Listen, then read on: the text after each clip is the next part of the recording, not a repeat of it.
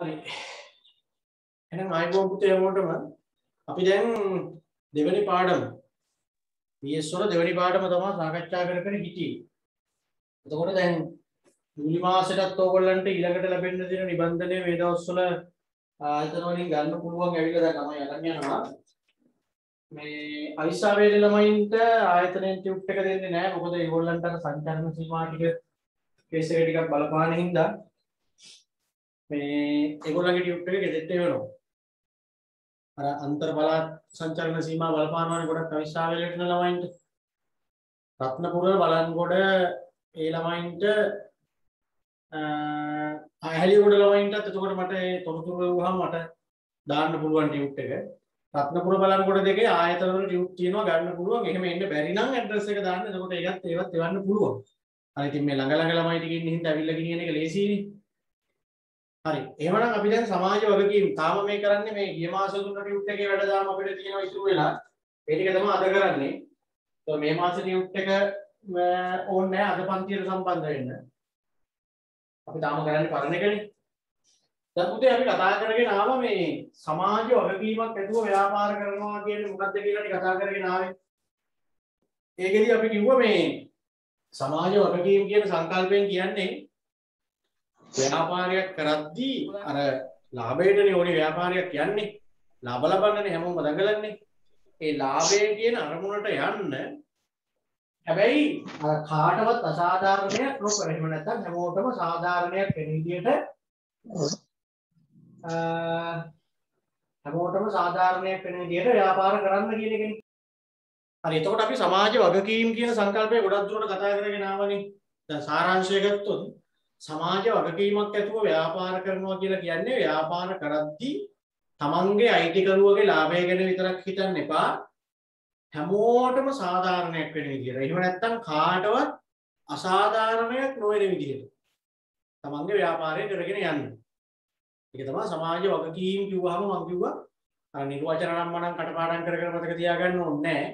සමාජ වගකීම් කිව්වහම ඔන්න ඔය මදේ, ඔන්න ඔය හරය, ඔන්න ඔය අර්ථය මතක තියාගන්න. සමාජ වගකීම් කියන වචනේ ඇහෙන ගමනක් ගන්න. එතකොට ඕගොල්ලන්ට ඔළුවට එන්න ඕනේ මොකද්ද? හැමෝටම සාධාරණයක් වෙන විදිහට ව්යාපාර කරනවා කියන්නේ. ඒක තමයි අර්ථය. එක විදිහට ඉතින් ඕක විග්‍රහ කරනවා, ඕක නිර්වචනය කරනවා. දැන් මේ හැමෝටම සාධාරණයක් වෙන විදිහට ව්‍යාපාරයක් කරගෙන යනවා කියන එක එක රටවල්, එක ආයතන ඕක එක විදිහට කියනවා. හරි. ඊළඟට අපි කතා කරා සාමාන්‍යයෙන් දැන් මේ සමාජයේට එහෙම නැත්නම් දැන් මේ අපාවට තියෙන මේ සාමාන්‍ය පරිසරයට නරක බලපෑම් ඇති උනේ මොන ව්‍යාපාරික බලවේග නිසාද කියන ප්‍රධාන ව්‍යාපාරික බලවේග 4කින් තමයි මේ පරිසරයට සමාජයට ගොඩාක් හානිදායක දේවල් උනේ කියලා අපි 4ක් කතා කරා. දැන් ඔයගොල්ලෝ 2023 ක්ලාස් එකේ ඉන්න ළමයි කියලා අර ඕනවට පාවට මේ වැඩේ කරන්න එපා. මොකද උසස් පෙළනේ මේක. සාමාන්‍ය පෙළ නෙවෙයිනේ. දැන් ඕගොල්ලන්ට තාම ප්‍රතිඵල එහෙම ආවේ නැති වුණාට දැන් අපි ටාගට් කරන් ඉන්නේ ප්‍රතිඵල එන්න කලින් මේ පාඩම් පළවෙනි පාඩම් 2 ඉවර කරන්න. පාසල් පටන් ගන්න කලින් පාඩම් 4ක් ඉවර කරන්න. මොකද එහෙම අනේකේ බලාපොරොත්තුව තමයි විභාගයට මාස 5කට විතර කලින් සිලබස් එක ඉවර කරන්න. ඉතින් 23 ළමයි කියලා අපි දන්නේ නැහැ ඔයගොල්ලන්ගේ ප්‍රතිඵල ඇවිල්ලා ඊළඟට ඔය ළමයින්ගේ තීරණ යම් මේවා වෙනස් වෙලා සාමාන්‍ය විදිහට පන්ති කාමරයක් ඇතුළේ ඉගෙන ගන්න ලැබෙයිද? මේ විදිහට ඔන්ලයින් ක්‍රමවේදයේ යටතේ අපිට තව කාලයක් යන්න වෙයිද? ඒවා හරියටම කියන්න බෑනේ. මොකද මේකට නිශ්චිත ප්‍රතිකාරයක්, නිශ්චිත බෙහෙතක්, මේක සම්පූර්ණයෙන්ම පාලනය කරගත්ත රටක් එහෙම නැහැනේ. හැම රටකම තාම මේකේ මේකින්ද පීඩාවටපත් වෙනවනේ සැරින් සැරේ එක කාලෙට. ඉතින් ඒ හින්දා මේ දැන් පළවෙනි පාඩමේ වැඩ ඔක්කොම අපි ඉවරයි. ඒක ටිකක් ලොකු පාඩමක්. දැන් මම ආයි තව ක්ලාස් එකක් පටන් ගන්නවා 23 ළමයින්ට ලබන සිකුරාදා. මුලින් ඉඳලා යන ක්ලාස් එක. ඒ කියන්නේ මේ පස්සේ අලුතෙන් ගොඩක් ළමයි සම්බන්ධ වෙන්න අහනවා. ඒක ඇවිල්ලා මම ඔන්ලයින් කරනවා ඒක විභාගයේ දක්වා. ඒ කියන්නේ මේ ඔන්ලයින් කරන ඒවා සාමාන්‍ය විදිහට පන්ති පටන් ගත්තාම මේවා කරන්නේ නැහැ. පන්ති කරන්න පුළුවන් නම් අපි ආයතන වලට ඇවිල්ලා පන්ති කරනවා. එතකොට මේවා සාමාන්‍ය භෞතික පන්ති වලටපත් වෙනවා. දැන් අර සිකුරාදා පටන් ගන්න පන්තිය මම කරන්නේ ඔන්ලයින්මයි කරන්නේ. එනික පන්ති පටන් ගත්තත් ඒ ළමයින්ට ඔන්ලයින් පන්තිය කරනවා. ඒක ලංකාවේ ඕනි ළමයෙකුට සම්බන්ධ වෙන්න පුළුවන්. ටියුට් මං ගෙදෙට්ට වෙනවා කුරියර් වලින්. ඒ ළමයි කොහොමත් මා ආයතන වලට එන්න ඕනේ නැහැ. ඒක ටියුට් ගන්න ආයතනත් එක්ක සම්බන්ධ වෙන්නේ නැහැ. ඒ අලුතෙන් පටන් ගන්න පන්තිය. පළවෙනි පාඩමේ ඉඳලම පටන් ගන්න ඕනේ. ඒක පටන් ගන්නේ සිකුරාදා. හරි. එතකොට පළවෙනි පාඩමේ ටියුට් එක තමන් ගාව තියෙනවා නම් ඒ පන්තියට සම්බන්ධ වෙන්න ඕනි කියලා මට මැසේජ් එකක් දාන්න. එතකොට ඉතින් ඒකට සම්බන්ධ වෙලා ඕනනම් මුල ටික ආයෙ කවර කරගන්න පුළුවන්. ඔය පස්සේ සම්බන්ධ වෙච්ච අය. එහෙම නැතු ඔයාලා ටියුට්ටත් මුකුත්ම නැත්තම් එතකොට ඔයාට අර ඒ පන්තියටත් සල්ලි ගෙවලම සම්බන්ධ වෙන්න වෙනවා. මොකද ඒක වෙනම යන පන්තියක්. ටියුට් එක ළඟ තියෙනවා නම් ඕගොල්ලෝ මේ පාඩම අහගෙන හිටියට ප්‍රශ්නයක් නැහැ. හරි ඉතින් සා ටියුට් එක අරගෙන මේ විදිහට යනවා නම් ඒක එතකොට ඒක වෙනම යන්න වෙනවා. එවනම් මේ පන්තිය ඇතැරලා ඒකට සෙට් වුණොත් කවන්නේ නැහැ ඒක. පස්සේ සම්බන්ධ වෙච්ච ඒවා කියන්නේ. තව ඔයගොල්ලන්ගේ යාළුවෝ එහෙම ඉන්නවා නම් ඔන්න ඒකට පොඩ්ඩක් දැනුවත් කරන්න. අලුත් පන්තියක් පටන් ගන්න. දැන් මේක ඇවිල්ලා අපි මේ දෙවෙනි පාඩමෙත් නැදගෙන ඉන්නේ. අර අලුතෙන්ම පටන් ගන්න. මුලින් ඉඳලා මේක දිගටම A level විභාගය දක්වාම ඔන්ලයින් කරනවා. එහෙම යන්නේ. හරි. හරි එතකොට දැන් අපි ඔය සමාජ බලවේග හතරක් ගැන කතා කරන්නේ. ව්‍යාපාරික බලවේග හතරක්. ඒ කියන්නේ සමාජයට නරක විදිහට බලපාන. සමාජයට විතරක් නෙමෙයි මේ සමාජයට මේ පරිසරයට නරක විදිහට බලපාන. ප්‍රධාන ව්‍යාපාරික බලවේග හතරක් තිබ්බා. ව්‍යාපාර වලින් සමාජයට පරිසරයට අසාධාරණයක් වුණා කිව්වහම ඒක වෙච්ච විදිහ අපි පෙන්වන්න එපා. මොකද ව්‍යාපාර වල හැම දෙයක්ම පරිසරයට සමාජයට නරකයි කියන්න බෑ. සමාජයට පරිසරයට ගොඩක් හොඳ දේවල් ව්‍යාපාර වලින් වෙනවනේ. අපි මෙතන ගත්ත ප්‍රධාන බලවේග හතරක් මෙන්න මේ බලවේග හතරෙන් තමයි ගොඩක් වෙලාවට අර පරිසරයට සමාජයට මේ නරක දේවල් උනේ. මොකක්ද මේ බලවේග හතර මතක් කරන්නේ? ගෝලීයකරණය, විද්‍යුත් ව්‍යාපාර, ව්‍යාපාර අතර තරගය, පරිසර දූෂණය. ඔන්න සිද්ධි හතර මතක තියාගන්න. ඊළඟට කතා කරා මේ සමාජ වගකීම් ඉටු කරනවා කියලා දැන් කියන්නේ හැමෝටම සාධාරණයක් වෙන්න ව්‍යාපාර කරන්න කියලා. කාටවත් අසාධාරණයක් නොවන විදිහට ව්‍යාපාර කරන්න කියලා නෙමෙයි කියන්නේ. ඉතින් එහෙම කිව්වට හැමෝටම සාධාරණයක් කරන්න කියලා කිව්වට දැන් මේ පාඩමේදී අපි ගන්නවා ප්‍රධාන පාර්ශවය හතරක්.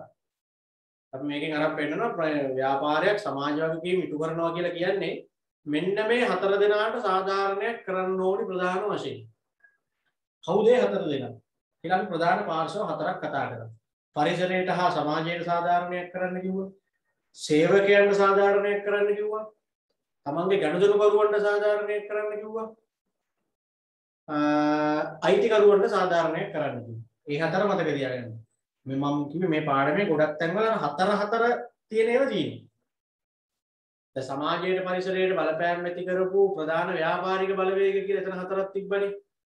ඊළඟට අර එක්සත් ජාතීන්ගේ සංවිධානයේ තියෙන විදිහට සමාජ වගකීම් ඉටු කිරීමේදී ප්‍රමුඛතාවයේදී යුතු අංශයන් කියලා එතන හතරක් තිබ්බා.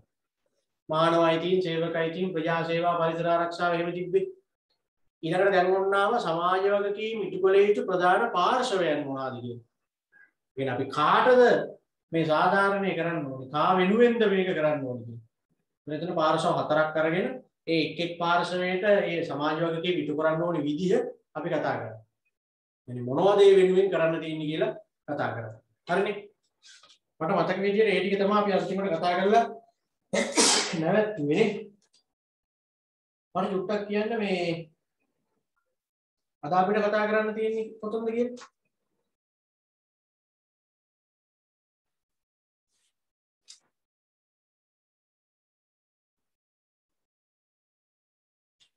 ඔය ඩිවිෂන් ටියුට් එක මොනවද කියන්නේ?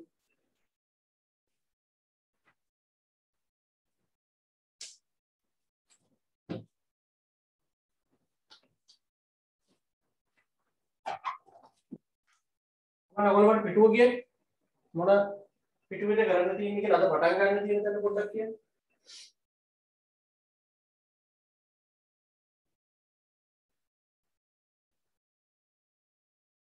ඔව් කවුරුත් එවන්නේ නැහැ. අද කරන්න තියෙන්නේ මොන පිටුවේද කියලා?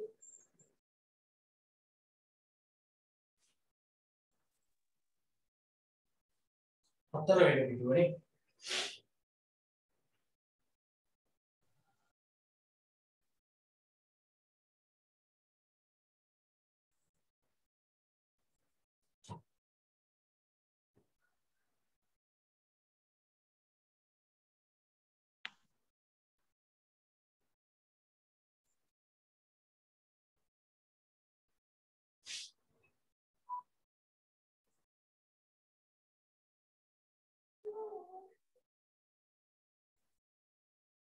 හරි හතර වෙන.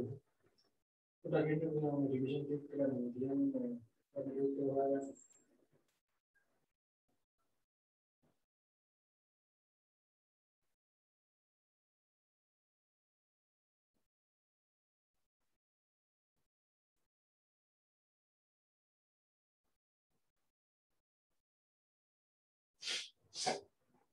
ව්‍යාපාර සමාජ වර්ගයේ මිටු කිරීමේ වැදගත්කම ආයතන තියෙන්නේ.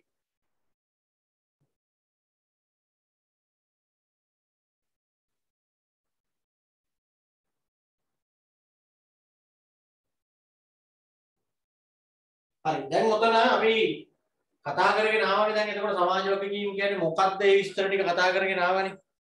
අපිට අද එතකොට තියෙන්නේ මේ සමාජ වර්ගකීම් ඉටු කරන්න ඕනි ඇයි? ඒකේ වැදගත්කම එහෙම නැත්නම් ඒකේ අවශ්‍යතාවය. ඕකනේ.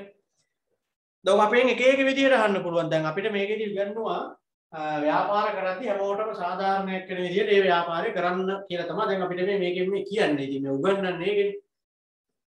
හරි දැන් අපි දැනගන්න එපා දැන් එහෙම කරන්න ඕනි ඇයි කියලා. අපිට එහෙම කරන එකෙන් මොකක් හරි වාසියක් ප්‍රතිලාභයක් තියෙනවා.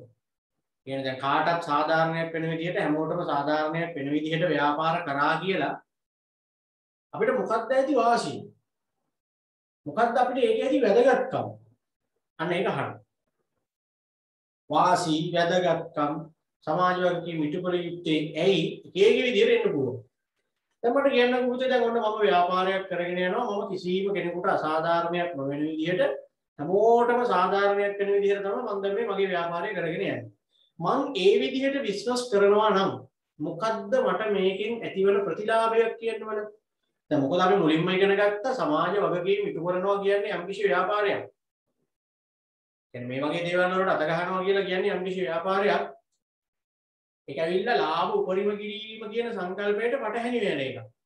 කියන්නේ කවුරු හරි සමාජ වගකීම් ඉටු කරන්න යනවා නම් එයාට අර ලාභ උපරිම කරන්න තිබ්බ අවස්ථාව තමයි එතන නැති වෙන්නේ. ලාභ වැඩි කරගන්න තිබ්බ අවස්ථාව තමයි නැති වෙන්නේ. ඉතින් ඒ හින්දා මොනවා හරි මේකෙන් වාසියක් තියෙන්න එපා. දැන් Tamanට වැඩි කරගන්න තියෙන ලාභය. Tamanගේ ලාභය තව ටිකක් පොඩි ගහගෙන වැඩි කරගන්න නැතුව මේ සමාජ සත්කාරක සේවා කරන්න යන එකේ මොකක් හරි තියෙනවද හොඳක්? දැන් ගෙවල් හදලා දෙනවා මිනිස්සුන්ට. පාසල් වල වැඩවලට දායක වෙනවා. ඔය ටීවී channel වලින් එහෙම ගොඩක් කරන්නේ. ගම්මැද්ද කියලා සිරසෙන් ගෙවල් හදලා දෙනවා. මනුස්සත් දෙරණ කියලා එක සත්කාර කරනවා. දැන් මේ දවස්වල ගොඩක් ඔය කොරෝනා හින්දා එක එක ප්‍රශ්න වලට මුහුණ දීපු මිනිස්සුන්ට අපි දැකලා තියෙනවා යම් යම් ව්‍යාපාරිකයෝ උදව් කරනවා. මැණික් ව්‍යාපාරිකයෝ වගේ channel වලින් උදව් කරනවා. ඉතින් ඒ කියන්නේ මේවනේ මේ සමාජ වගකීම් ඉටු කිරීමනේ මේ වෙන්නේ. මේවනේ මේ සමාජ සත්කාරක සේවා කියලා අපි කියන්නේ. මම අහන්නේ ඔය වගේ දේවල් කරන එකෙන් මොනවද ඇති වාසිය කියලානේ දැන් මෙතන අපෙන් අහන්නේ. වාසි සහගත තත්ත්වයන් කීපයක් තියෙනවා. එකක් තමයි මේ විදිහට කරනකොට හැමෝටම සාධාරණයක් වෙන විදිහට ව්‍යාපාර කරනකොට අර ගණදෙනුකරුවන්ගේ පක්ෂපාතීත්වය ලැබෙනවා. ඒ කියන්නේ සමාජ වගකීම් ඉටු කරනවා නම් රටට සමාජයට යහපතක් වෙන වැඩවල කරනවා නම් එතකොට අර මිනිස්සු මේ වගේ ව්‍යාපාර වලට පොඩි පක්ෂග්‍රාහීත්වයක් දක්වනවා. ඒක ව්යාපාරික වශයෙන් වාසි. අර අපිට අපි කියන්නේ අර අපිත් එක්ක ගණදෙනුකරුවෝ සෙට් එකක් නිර්මාණය වෙනවා. ඒගොල්ලෝ හැම වෙලේම අපෙන්ම තමයි වඩු ගන්න. ඊට පක්ෂග්‍රාහී. අන්න ඒක වාසිය. අනික තමයි පුතේ දැන් ඔය මේ සාධාරණ විදිහට හැමෝටම හොදක් වෙන විදිහට තමන්ගේ බිස්නස් එක කරගෙන යනවා නම් ගොඩාක් කල් ඉන්න පුළුවන්. ශේෂ්ත්‍රයේ තුල දීර්ඝකාලීන පැවැත්මක් තහවුරු වෙනවා. අපි දන්නවා සාමාන්‍යයෙන් සමාජයේ තුල තියෙන මතයක් නේ ඔය මේ නරක වැඩ කරන උන් තමයි හරියන්නේ.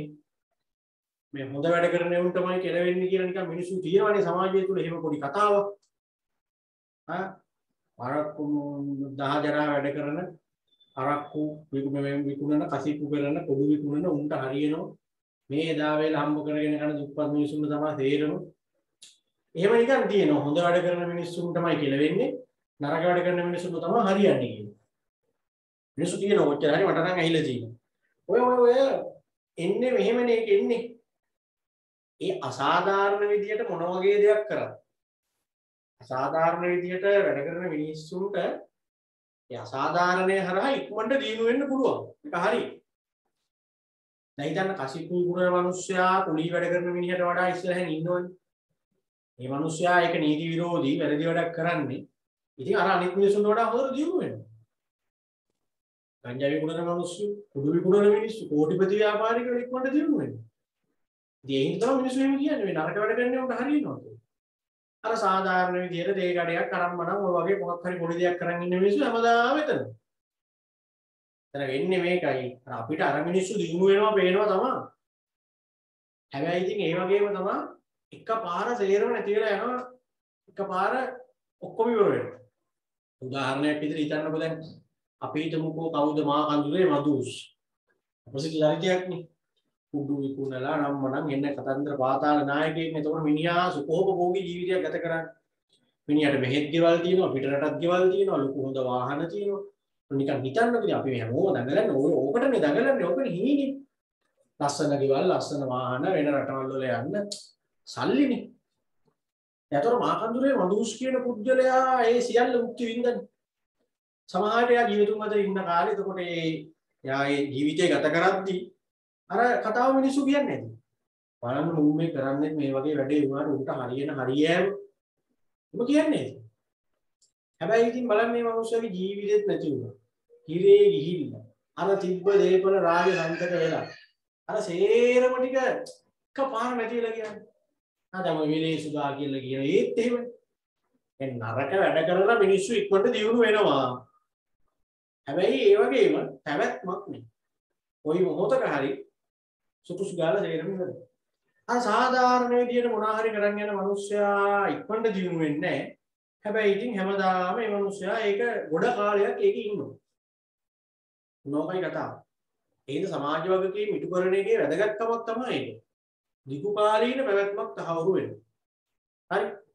අනිත් එක ඔය වගේ දේවල් කරන්න ගියාම සමාජ ප්‍රතිරූපයක් එහෙම නැත්නම් ව්‍යාපාරයේ කීර්ති නාමය ඉහළ යනවා. දැන් ගොඩාක් මිනිස්සු ව්‍යාපාරිකයෝ මේ වගේ දේවල් කරන්නේ සමාජයට යහපතක් කරලා සමාජ වගකීමක් එතනින් ඉටු වෙනවා. හැබැයි ව්‍යාපාරිකයාගේ යටිහිතේ තියෙනවා මෙතන ටාගට් එක. අර තමන්ගේ ව්‍යාපාරය ජනප්‍රිය කරගන්න, නම ප්‍රසිද්ධ කරගන්න. ඒකත් ඉතින් තියෙනවා. ඒක තමයි ප්‍රධාන වශයෙන් තියෙන්නේ. ඒක අපිට දොස් කියන්න බෑ. දැන් සමහර මිනිස්සු දැන් ඔය මම අර කිව්වේ දැන් මේ දවස්වලත් මිනිස්සු අසරණ මිනිස්සුන්ට උදව් කරනවා. ඒ උදව් කිරීම තුල උදව් කිරීමේ චේතනාවට අමතරව තමා ජනප්‍රිය වීමේ වුණාව තියෙනවා. ඒක නැත්තේ නෑ. තමන්ට මොකක් හරි ප්‍රතිරූපයක් වාසියක් ඒ හරහා කරගන්නත් හිතනවා. දැන් පන්සලේ හාමුදුරුවන්ට දානේ දීලත් ඒක ෆොටෝ ගහලා දානවානේ. අන්න ඒ කියන්නේ තමන් දුන්නා කියලා දෙන්නත් ඕනි. දුන්නා කියලා කියාගන්නත් ලොකු වමනාවක් තියෙනවා. ඒක ව්‍යාපාරිකයොත් එක්ක බැලුවාම ව්‍යාපාරිකයාගේ නම් එතන තියෙන චේතනාව තමයි තමන්ගේ කීර්ති නාමය වැඩි කරගන්න. අර සාමාන්‍ය මිනිස්සු වැඩිරත් ඉතින් අර දීලා නිකන් තමන් ඒක දුන්නා කියලා පොඩි අනිත් අයට පෙන්වන්න උවමනාවකුත් තියෙනවා. දැන් අර ආමුදුරු කෙනෙක් මං අහගෙන අර මේ බරට කියනවා මේ ළඟදී දැන් මේ මිනිස්සු එක එක දේවල් දන් දීලා හැම එකම නම ගහනවා. හැම එකකම නම ගහලා වලදක් දුන්නත් ඒකෙත් නම ගහලා. අරයට පිම්පිනිස මෙයාට පිම්පිනිස කියලා. පන්සලට දෙන හැම දෙයකම නම ගහලා දෙනවා. ඉතින් එතනත් ඒ තියෙන්නේ ඒකනේ මේක අපි දුන්නේ කියලා කියාගන්නනේ එතන තියෙන්නේ. දැන් මේ දවස්වල Facebook වල බලන්නකෝ. මිනිස්සු කෑම දෙනවා මිනිස්සුන්ට. එතකොට එක එක විදිහ උදව් කරනවා. හැබැයි මේ හැමදේම ෆොටෝ ගහලා Facebook එකට දානවා. එතකොට අපිට ඒවා විවේචනය කරන්න බෑ. ඉතින් මේ දුන්නා නම් ඉතින් ඒක දීලා නිකන් ඉන්න එපා. ඇයි Facebook දාන්නේ? ඒවා අපිට අදාළ නෑනේ. මේ මිනිස්සයා ඉතින් දුන්න එක වැදගත් නේද? ෆොටෝ එක දැම්ම හෝ ඒක දීපු එක හරි වැදගත්. සමහර අය ඕවා විවේචනය කරන අය මතපල කරන අය පැත්තකට වෙලා ඉඳගෙන ඉන්ටර්නෙට් වල රුපියලක් දෙන්නේ නැති වුන් තමයි ඒ විදිහට අනිත් අයගේ කරන දේ විවේචනය කරන්නේ. ඉතින් ඒකේ මනුස්සයෙක් කැමැත්ත. මනුස්ස දුන්න එක හරි වැදගත් නේ. කාගේ හරි බඩගින්න නිවලා තියෙනවනේ. ඒ අතරේ ඉතින් මේ මනුස්සයාට ව්‍යාපාරික චේතනාවක් ඇති. සමාජය තුළ කැපිපෙනෙන උවමනාවක් ඇති. ඒ වගේ මිනිස්සුන්ගේ අවශ්‍යතාවය. කැපිපෙනෙන තියෙන උවමනාව. එතකොට තමන්ට ව්‍යාපාරික කීර්තිනාමය ඇති කරගන්න. තමන් ජනප්‍රිය වෙන්න. කන්න ඕනි අඳින්න ඕනි වගේ තමයි. ඊසොල අපි උගන්නන ඒවත් මිනිස්සුන්ගේ උවමනා කොටේ තියෙනයි මමත්වයේ කියලා එහෙම කිව්වේ. ඉතින් ඒක තමයි දැන් අර පිනක් කරගන්න ඕනි කියලා කියන සාමාන්‍යම දාන දෙනවා කියලානේ කියන්නේ. අහිංසක මිනිස්සුන්ට එක දේවල් දෙන එක. ඕක බුද්ධ ආගමට අනුව නිකන් අර දානමය පින්කමක් හැටියට කරනවා නම් කවුරු හරි එක හිතින්. එහෙනම් ඇත්තටම ෆොටෝ දාන්න මේ තමන් ඒක දුන්නා කියලා නම ගහන්න එහෙම පෙළවෙන එකක් නැහැ.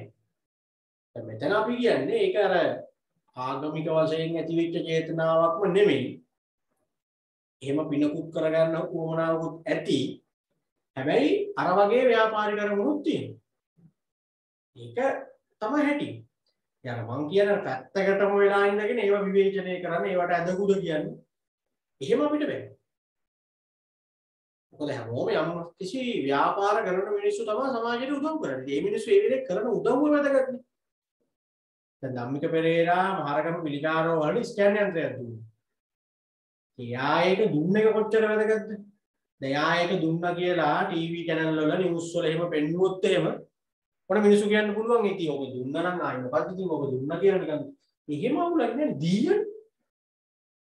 දැන් මම හිතන්නකෝ අහිංසක පවුල් කීපයක් තෝරගෙන මම මොකක් හරි උදව්වක් කරනවා. බඩු මල්ලක් ගිහින් දෙනවා හරි මොකක් හරි. දැන් ඕක කරලා මම පාඩුවේ ඉන්නවා. ඒකවිලේ මගේ කැමැත්ත. ඒක මම එතරම් මම දුන්න එක වැදගත් නේ නැති බැරි මිනිස්සුන්ට දෙන්නේ. සමහර විට මම ඒක දීලා ඔය දෙන ගමන් ෆොටෝ ටිකක් එම ගහලා මම මේ වගේ වැඩක් කරා කියලා Facebook එකටත් දානවා. ඒක ඇවිල්ලා මම ටියුෂන් ගුරුවරයෙක්. මෙතන මම කරන්නේ ව්‍යාපාරයක්. එතකොට මම අර මිනිස්සුන්ට ඒක දීලා ඒක ඒ මිනිස්සුන්ට උදව්වක් විදියට මම ඒක දුන්නා පිනක් සිද්ධ කරගන්න හිතාගෙන ඒ හරහා මේක මම මේකෙන් හම්බ කරපු හින්දා මේ මිනිස්සුන්ට දුන්නේ මම මේ වැඩේෙන් සල්ලි හම්බ කරගෙන මං ගාව සල්ලි තිබ්බ හින්දා තමයි මම අර තව නැති බැරි මිනිහෙට දුන්නේ. ඉතින් ඒක දීලා ඒ හරහා මම නැවත මගේ ව්‍යාපාරයට ඒක වාසියක් කරගත්තට ප්‍රතිලාභයක් කරගත්තට කාටවත් කියන්න දෙයක් නැහැ. ඒක ව්‍යාපාරික උපක්‍රමයක්. සමාජවාදී මිතුබිරීම ව්‍යාපාරිකයා ප්‍රචාරක ක්‍රමයක් හැටියට යොදාගන්න. දැන් බලන්නකෝ දැන් තිරස ගම්මැද්ද කියන එකෙන් ගෙවල් හදලා දෙනවා. වැඩසටහන. ගම්මැද්දෙන් ගෙවල් හදලා දීලා ගෙට ඇතුල් වෙන දැනම පාරයිනෙම ලොකු බෝඩ් එකක් ගහනවා සිරස ගම්මැද්ද 23 වන නිවාසය. එහෙම ගහනවා. ඉතින් එතකොට ඒකට කාටවත් දොස් කියන්න බෑ. නිකන් ගේ හදලා දීලා නිකන් මේ මිනිස්සුන්ට ගේ හදලා දුන්නේ සිරසෙන් කියලා නිකන් ලැජ්ජයි නේද පුතු. ලැජ්ජාවට වඩා හපන්න ගයක් නැතුව ඉන්නේ. එහෙම ඉතින් අරක හදලා දුන්න එක හරි වැදගත්නේ. ඉතින් සිරසෙන් මේ විදිහට තව මිනිහෙක්ට ගයක් හදලා දෙනවා කියන්නේ ඒගොල්ලන්ට හොඳට ලාභ තියෙන්න ඉපේ. අපිට මේ ගයක් හදා ගන්න බැරි මිනිස්සු දඟලන්නේ. එහෙම අනුන්ට ගෙවල් හදලා දෙන්න හොඳට ලාභ තියෙන්න ඕනේ ඒගොල්ලන්ට. ඒගොල්ලෝ ලාභ ගන්න ඒගොල්ලන්ගේ channel වලින්නේ. ඒ වෑන් ලාභ අරගෙන මිනිස්සුන්ට ගයක් හදලා දීලා ඒ කරපු දේ නැවත තමන්ගේ channel එකට වාසියක් කරගත්තට මොකක් කියන්න බෑනේ. ඉතින් සිරස කියන මාධ්‍ය ආයතනේ දියුණු වෙලා තියෙන්න අර වගේ තව එකක් දෙකක් හරි රටේ ගෙවල් හැදෙයි. ඔන්නෝකයි මම කියන්නේ අර සමහර අය මේ සමාජය තුල අනිත් මිනිස්සු කරන දේවල් විවේචනය කරන පිරිසක් ඉන්නවනේ මොනවා කරත් විවේචනය කරන පිරිසක්. අපි කියන්නේ නිකන් අර පොරටෝක් දෙන පිරිසක් කයිවාරුකාරයෝ ටික ඇඳ උඩට වෙලා ඉඳගෙන රට හදන්න යනවා ජාතික සමගිය ඇති කරන්න යන පරිසරය සුරකින්න යන සෙට් එකක් ඉන්නවා. ඊතර මල් ගහක් හිටවන්න නැහැ ඒ වුණාට විල්පත්තුව කපන එකට එරෙහිව දැවැන්ත ක්‍රියාමාර්ග ගන්න ඇඳ උඩට වෙන්නේ. Facebook එකේ ප්‍රොෆයිල් පික්චර් වෙනස් කරලා ෆ්‍රේම් එකක් දාගෙන විල්පත්තුව බේරා ගන්න. ගෙදර හිටවන්න මල් ගහක්වත් අනිත් එක. බල්ලෙක්ට පන්න පූසෙක්ට කන්න ඩිංගක් දෙන්න නැතුව වෙන මිනිහෙක් මොනවා හරි දීලා ඉවර වෙලා ඒකට ෆොටෝ දාලා දිනනවා නම් ඒකට ලියනවා කවි. ඒකට ලියනවා රචනා. අන්න එහෙම සෙට් එකක් ඉන්නවනේ මම ඒකයි කිව්වේ දැන් සමාජවාදී මිටු කරන එකේ ව්‍යාපාරිකයාට තියෙන එක වැදගත්කමක් වාසියක් තමයි තමන්ගේ කීර්තිනාමය වැඩි වෙන්නේ. හරි? අනිත් එක තමයි සමාජවාදී මිටු කරගෙන ව්‍යාපාර කරනවා නම් ඒ කියන්නේ හැමෝටම සාධාරණයක් වෙන විදිහට කාටවත් අසාධාරණයක් නොවන විදිහට අපි අපේ ව්‍යාපාර කරගෙන යනවා නම් තව වාසියක් තමයි අපිට එන නීතිමය ප්‍රශ්න අඩු වෙනවා. නීතිමය ප්‍රශ්න අඩු වෙනවා කියන්නේ දැන් අසාධාරණ දේවල් කරොත් වැරදි දේවල් කරොත් මේ නීති ප්‍රශ්න එන්නේ. උසාවිය යනවා නඩු දානවා දඩ ගෙවන්න වෙන ඔය කේස් එන්නේ. කාටවත් අසාධාරණයක් නොවෙන්න සාධාරණ විදියකට ව්‍යාපාර කරන මිනිස්සුන්ට කවුරුවත් නඩු දාන්නේ නැහැ. දඩ ගහන්නේ නැහැ. ඒකත් වාසියක්. හරි. අනික තමයි පුතේ සමාජ වගකීම් ඉටු කරගෙන ව්‍යාපාර කරන්න යනකොට තියෙන අනිත් chance එක සමාජය තුලින් රැකවරණයක් ලැබෙනවා. සමාජය තුලින් රැකවරණයක් ලැබෙනවා. ඒ කියන්නේ සාමාන්‍යයෙන් දැන් සමහර වෙලාවල් වලදී වෙන්නේ අසාධාරණ විදිහට වැඩ කරන මිනිස්සු ඉන්නවනේ. ඒ මිනිස්සු අසාධාරණයි කියලා හැමෝම දන්නවා. දැනගත්තා ඉතින් ඒක මූණට කියන්න යන්නේ නැහැ. ඒකට එරෙහි වෙන්න යන්නේ නැහැ. ඔහෙ බලාගෙන ඉන්නවා. හැබැයි බැරි වෙලා හරි කොහෙන් හරි පොඩ්ඩක් හරි එහෙම වුණොත් හැමෝම යසයි කියන්න බලාගෙන ඉන්නේ. අනේ ඒ විදිහට ජීවත් වෙන මිනිස්සු ඉන්නවා රටේ.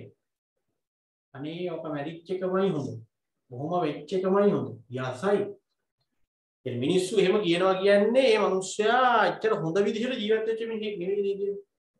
අසාධාරණකම් කරලා මිනිස්සුන්ට දත්තේට්ටම් කරලා මිනිස්සුන්ගේ ශ්‍රමය සල්ලි ඒවා හුර කාල ඒ විදිහට ජීවත් වෙන ව්‍යාපාරිකයෝ එහෙම ඉන්නවා මිනිස්සු ඉන්නවා. ඒ අය ගැන මිනිස්සු මූණට ඒගොල්ලොත් එක්ක එහෙම තරක කරන්න නොගියට කොහෙන් හරි පොඩ්ඩක් දිනුනොත් ඒ ව්‍යාපාරේ වැටෙනකම්ම සමාජය තුලින් විරෝධතා එල්ල වෙනවා. ගහන්න පුළුවන් අවස්ථාව ආපු ගමන් ගහනවා දඩස්කා.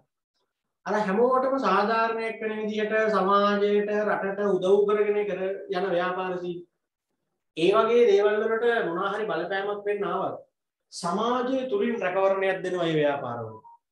දැන් පුතේ මෙහෙමනේ වැඩි. දැන් ගොඩක් කට්ටිය ඔය සමාජ සත්කාරක වැඩ කරනවනේ. මිනිසුන්ට උදව් කරනවා ගෙවල් හදලා දෙනවා පන්සල් හදනවා. අපිට සමාජය තුල වර්තමානයේ පේන දින දෙයක් තමයි ඒ වගේ කරන ගොඩාක් මිනිස්සු යටින් දෙන්නේ ඒක නරක බිස්නස්. ඒක තමයි මම අර සමාජ වගකීම් ඉටු කරන එක ආභරණයක් කරගෙන තියෙනවා දැන් ගොඩක් අය. ආභරණයක් කරගෙන නිකන්. අපි දන්නේ ඉතින් එහෙම චරිත ඉන්නවා අපිට ඒව නම් වශයෙන් කියන්න බෑනේ ඉතින් රටම දන්න චරිත ඉන්නවනේ. කුඩු බිස්නස් අනම්මනම් ඒව තමයි කරන්නේ. හැබැයි ඉතින් මිනිස්සුන්ට සෑහෙන උදව් කරනවා. ඒවල් හදලා දෙනවා. විශේෂයෙන්ම දේශපාලඥයෝ එහෙම පස්සේ ඡන්දෙත් ඉල්ලන්නේ ඒකේ.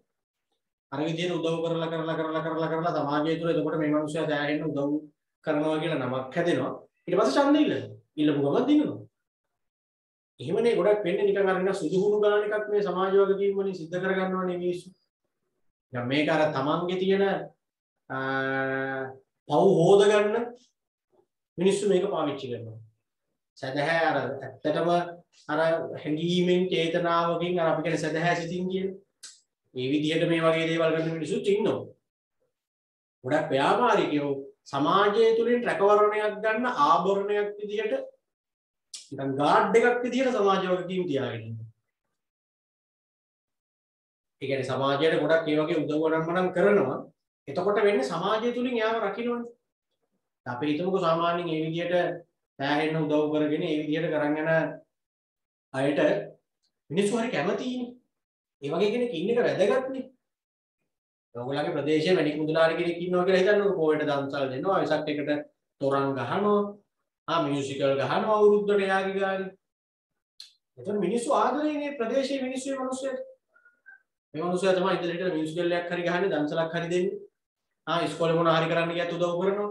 හරි හැම දෙයකටම උදව් කරගෙන දැන් යා ඇතුලෙන් වෙන නරක බිස්නස් එහෙම කරනවාද කියලා අපි දන්නේ නැහැ. ඕවිත කරනවා ඇති. අර මේවා ටික හොද ගන්න, ඒවයින් එන කැලැලි ටික මකා ගන්නත් එක්ක අර වගේ ගොඩාක් මිනිස්සුන්ට උදව් කරනවා. දැන් පහුගිය කාලේ අපිට පෙනිච්ච දෙයක් තමයි සමාජය තුළ ඇතිවෙච්ච මතයක් තමයි ඕනවට වඩා සුදු වැදගෙන පන්සල් වල රින්ගනවා නම් පරිස්සම් වෙන්න ඕනේ මේ જાතියේ මිනිස්සුන්ගෙන් කියන. සුදු වැදගෙන පන්සල් වල රින්ගනවා නම් ඕනවට වඩා මිනිස්සුන්ට උදව් කරනවා වගේ පෙන්නනවා නම් ඔය වෙලෙත් පිළිත් නූල් ටිකක් ගැට ගහගෙන ඉන්නවා නම් සල්ලි ටිකක් එහෙට මෙහෙට විසි කරනවා පේනවා නම් අරයට මෙයාට උදව් කරනවා කියලා අවධානයෙන් ඉන්න ඕනේ. එහෙම නැත්නම් අනිවාර්යෙන් ඌ යටින් දෙන්නේ සෑහෙන්න ලොකු ගේම් එකක් කියලා දැන් මිනිස්සු තුල මතයක් ගොඩනැගිලා තියෙනවා. සුදු වැඳගෙන බෞද්ධ වගේ ටෝක් කරන මිනිස්සු, ආගම දාමට ලැබී වගේ කතා කරන මිනිස්සු, හත පහකට ගණන් ගන්න එපා කියන මතයක් දැන් සමාජය තුල හැදිලා තියෙනවා. ඒකට හේතුව අරක. අර නරක විශ්වාස කරන මිනිස්සු තමයි ගොඩක් වෙලාවට මතු පිටට පේන්නේ අර විදියට සමාජයට උදව් කරන්නේ. ඒකෙන් අපිට මේ පාඩමට අදාළව ගන්න තියෙන දේ තමයි සමාජ වගකීම් ඉටු කිරීමේ වැදගත්කමක් හැටියට වාසියක් හැටියට ව්‍යාපාරිකයා දකිනවා සමාජයේ තුලින් රැකවරණයක් ලැබෙනවා. දැන් කවුරු හරි දැන් හිතන හොඳ මිනිහෙක් ගැන කවුරු හරි කේලමක් කිව්වද අපි උනත් මොකද කියන්නේ? අනේ ඒක නම් වෙන්න බෑ. ඔය බොරු වෙන්නේ නැති. ඊයා එහෙම නෑ. ඊ වගේ කෙනෙක් නම් නෙමෙයි හැබැයි. එහෙමනේ අපි කියන්නේ.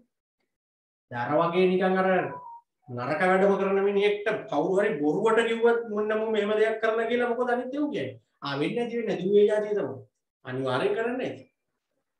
අනේකයි අර හොඳ වැඩ කරලා හොඳ ප්‍රතිරූපයක් ව්‍යාපාරයට ගොඩ නැගෙනවා කියන්නේ සමාජය තුල සමාජයෙන් Tamanට මේ ව්‍යාපාර රැකවරණයක් ඒකෙන් ලැබෙනවා. අපි ලියාගමු. ලියන්න ගණදනුකරුවන්ගේ පක්ෂපාතීත්වය ලැබීම.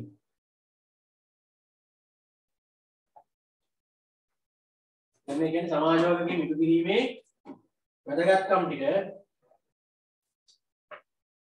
ගණදනුකරුවන්ගේ පක්ෂපාතීත්වය ලැබීම.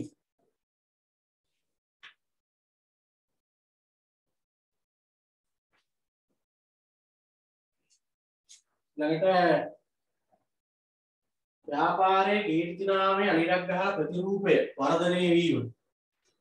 ව්‍යාපාරයේ කීර්තිනාමයේ අනිරග්‍රහ ප්‍රතිරූපය වර්ධනය වීම. ව්‍යාපාරයේ කීර්තිනාමයේ අනිරග්‍රහ ප්‍රතිරූපය වර්ධනය වීම. ව්‍යාපාරයේ කීර්තිනාමයේ අනිරග්‍රහ ප්‍රතිරූපය වර්ධනය වීම.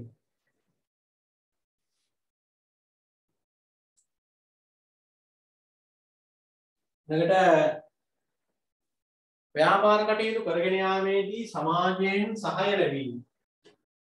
ව්‍යාපාර කටයුතු කරගෙන යාමේදී සමාජයෙන් සහාය ලැබීම.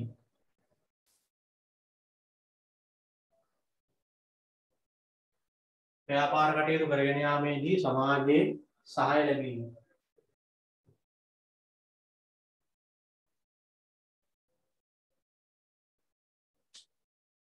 දිගුකාලීන පැවැත්ම තහවුරු කරගත හැකි වීම.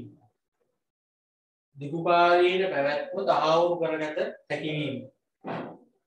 දිගුකාලීන පැවැත්ම තහවුරු කරගත හැකි වීම. දිගුකාලීන පැවැත්ම තහවුරු කරගත හැකි වීම.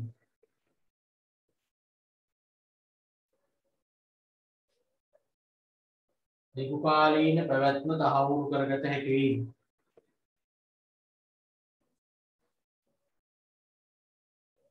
ගොඩක් කල් ඉන්න පුළුවන් සමාජ වගකීම් ඉටු කරගෙන හැමෝටම සාධාරණ විදිහට ව්‍යාපාර කරන්න ගියාම ඊළඟට ව්‍යාපාරයට ඇතිවන නීතිමය ගැටලු අවම වීම.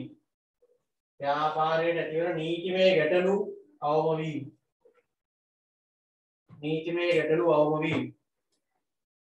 නීතිමය ගැටලු අවම වීම.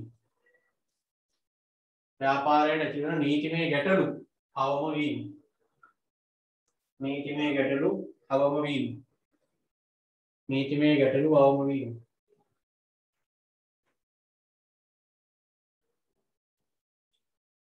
නීතිමය ගැටලු අවම වීම.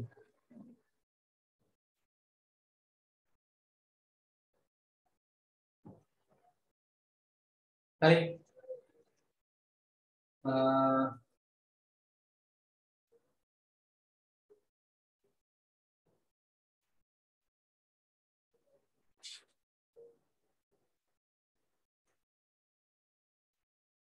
ඊළඟට අනාගත ආයෝජකයන් ආකර්ෂණය කරගත හැකි වීම.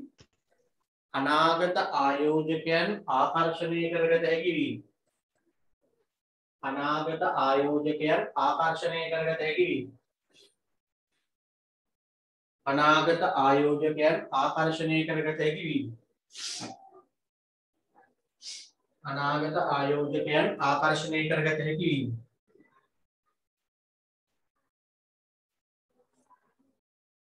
අනාගත ආයෝජකයන් ආකර්ෂණය කරගත හැකි වීම. හරි. ඔන්න සමාජ වගකීම් ඉටු කරන එකෙන් එහෙම නැත්නම් අර හැමෝටම සාධාරණයක් වෙන විදිහට ව්‍යාපාර කටයුතු කරන එකෙන් තියෙන වාසි එහෙම නැත්නම් සමාජ වගකීම් ඉටු කිරීමේ අවශ්‍යතාවය ඒ කොහොම වුවත් හරි. ඊළඟට තියෙනවා සමාජ වගකීම් ඉටු කිරීමෙන් ව්‍යාපාර මුහුණ දෙන අවාසි සහගත තත්ත්වයන් මොනවාද? දැන් සාමාන්‍යයෙන් ওই විදිහට කාටත් සාධාරණයක් වෙන විදිහට හැමෝටම සාධාරණයක් වෙන විදිහට ව්‍යාපාර කරගෙන යනවා නම් එහෙම කරන එකෙන් ඒ ව්‍යාපාරයට මොකක් හරි අවාසියකුත් වෙනවද? දැන් කාට හරි තරක කරන්න පුළුවන්. මොකද එහෙම ඉතින් කාටත් සාධාරණයක් වෙන විදිහට ව්‍යාපාර කරන් යනවා නම් සමාජ සත්කාර ඉටු කරනවා නම් ප්‍රජා සත්කාරක සේවා වලට එහෙම දායක වෙනවා. එහෙම කරන කෙනෙක්ට නම් එහෙම කරන එකෙන් අවාසියක් වෙන්න පුළුවන්ද? ඉතින් මොකද්ද වෙන්න පුළුවන් අවාසිය එහෙම? අනිත් මිනිස්සුන්ට උදව් කරන්න ගියාම අවාසි සහගත තත්ත්වයන් ටිකකුත් මෙතන පෙන්වන්න පුළුවන්. ව්‍යාපාරික වශයෙන්. සමාජයට යම් කිසි ව්‍යාපාරිකයෙක් උදව් කරන එක රටට සමාජයට කොහොමත් හොඳයි. රට සමාජයෙන් නරකක් වෙන්නේ නැහැ නේ. මං කියන්නේ ව්‍යාපාරිකයාගේ පැත්තෙන් ගත්තාම ව්‍යාපාරික අරමුණකින් බැලුවාම ඒ කරන වැඩවලින් යම් අවාසියක් වෙන්න පුළුවන් ව්‍යාපාර වලට. එකක් තමයි අර ලාභ උපරිම කිරීම කියන සංකල්පයට පටහැනි. දැන් ව්‍යාපාරයක් හැටියට හැම වෙලෙම දඟලන්න ඕනේ ලාභ උපරිම කරන්නනේ. දැන් මේ සමාජ සත්කාරක සේවා කරන්න ගියාම ප්‍රජා සත්කාරක සේවාවන් ඉටු කරන්න ගියාම වෙන්නේ අර ලාභ උපරිම කරනවා කියන එක කරගන්න අමාරුයි. ඒ තමන්ගේ ලාභය තව ටිකක් වැඩි කරගන්න තිබ්බ එකනේ අර මිනිසුන්ට උදව් කරන්න රටක සමාජයට මෙහෙම කරන්න මේ හොදක් කරන්න කියලා වියදම් වෙන්නේ. ඉතින් එතකොට ඒක ව්‍යාපාරික වශයෙන් අවශ්‍යයක් හැටියට ගත්තා. ලාභ උපරිම කරන්න මේ සංකල්පයට පටහැනි. අනික තමයි මේක අනවශ්‍ය පිරිවැයක් සහ කාලයක් වැය වීම. ව්‍යාපාරික චේතනාවෙන් මම කියන්නේ අවාසිය කියලා. දැන් මේ වගේ දේවල් වලට ව්‍යාපාරයක් අත ගන්නවා කියන්නේ ඒක Tamanට කිසිම ලාභයක් ලැබෙන්නේ නැති වියදමක්. ලාභයක් ලැබෙන්නේ නැති කියන්නේ මූල්‍යමය වශයෙන්. ප්‍රතිලාභ දින දැන් අපි ඉස්සෙල්ලා කතා කරේ. අනිත් එක කාලය. ඒකට වෙලාවක් යනවා. තව එකක් තමයි මේ සමාජ වගකීම්ට නොකරන ව්‍යාපාර සමග තරඟ කිරීමට අපහසුයි. අසාධාරණ විදියට ගණන් වෙනදාම් කරන ව්‍යාපාරිකයෝ ඉන්නවනේ. එතකොට සාධාරණ විදියට බිස්නස් කරන මිනිහට වෙන්නේ මොකද්ද? අර අසාධාරණයට බිස්නස් කරන මිනිස්සුත් එක්ක හැප්පෙන්න අමාරුයි. දැන් මම මෙතන එළවලු විකුණනවා. මම කරන්නේ ගිහිල්ලා නුවරඑළිය දිහාවෙන් හොඳ එළවලු පොලිටි වඩු ගෙනල්ලා නැවුම් එළවලු ගෙනල්ලා සාමාන්‍ය සාධාරණ ගානකට මම දෙනවා. අඩු ගානකට දෙන්නේ නැහැ. සාමාන්‍ය සාධාරණ ගානකට හොඳ එළවලු දෙනවා. තව එකෙක් ඉන්නවා එහෙම මට ටිකක් එහා පැත්තෙන් එළවලු මැස්සක් දාගෙන මිනිහා ගාව තියෙන්නේ නරක් වෙච්චයි අනම් මනම් කවලම් කරලා මිනිහා නිකන් ඔක්කොම අඩුපාඩු තියෙන ටික එක මල්ලකට දාලා මල්ලක් 100යි කියලා විකුණනවා. අන්න ඒ වගේ නිකන් බඩු පොලිටිය. දැන් මිනිස්සු මොකද එතකොට වෙන්නේ? මගේ කඩේට ඇවිල්ලා බෝංචි කීයද කියලා අහනවා මං කියනවා 65යි 250. අර මිනිස්සු අරේ කෑ ගහනවා 50යි 50යි 50යි කියලා. 65ට ගන්න ආපු එකයි ඉතින් අර බාණ්ඩ ගැන හැමෝම පාරිභෝගිකයෝ විදිහට නැනවත් පාරිභෝගිකයෝ නෙවෙයි ඉන්නේ. මේ සල්ලිත් නෑනේ හැමෝටම එක විදිහට. ඉතින් ඒව කට්ටියක් හොඳේ ලෝලු ගන්න ඕනි කියලා හිතන කට්ටියක් ඒකට දෙන්න තරම් අතේ සල්ලිත් තියෙනවා නම් ඉතින් මගෙන් ගයි. නැත්තම් ඉතින් වැඩි හරියක් මිනිස්සු අර ගාන අඩු දරින්නේ අරගෙන යන්නේ. එතකොට මට මොකද වෙන්නේ? අර මිනිස්සයා අසාධාරණ විදිහට බිස්නස් එක කරලා එතකොට මම මෙතන මේ තරගයේ තුල පරාද වෙනවා. මේ සමාජ වගකීම් ඉටු කිරීමට යාමෙන් ඇතිවන අවාසිය. දැන් කෑම කඩ දෙකක් කියලා හිතන්නකෝ. මගේ කෑම කඩේ මම තෙල් ಜಾති රසකාරක ಜಾති දාන්න නැතුව මිනිසුන්ට කන්න හොඳ විදියට සෞඛ්‍ය ආරක්ෂිතව කෑම හදලා විකුණනවා. එහා පැත්තේ කඩේ කාජින මොටෝ දාලා එක එක තෙල් ಜಾති අනම් මනම් දාලා නිකන් කුචිම රසකාරක දාලා මාන විදියට රයිස් කොත්තු අනම් මනම් දෙනවා. ඒකේ මාන රහයි. අපි දන්නවනේ ඉතින් ඒ ජරාව ටික දාලා දෙන්න රහයිනේ. දැන් කොත්තුවක් කන්න යන එක එතකොට මොකද අර කඩේ මේ කඩේ දෙකෙන් කෑවහම වදින්නේ අරගෙන.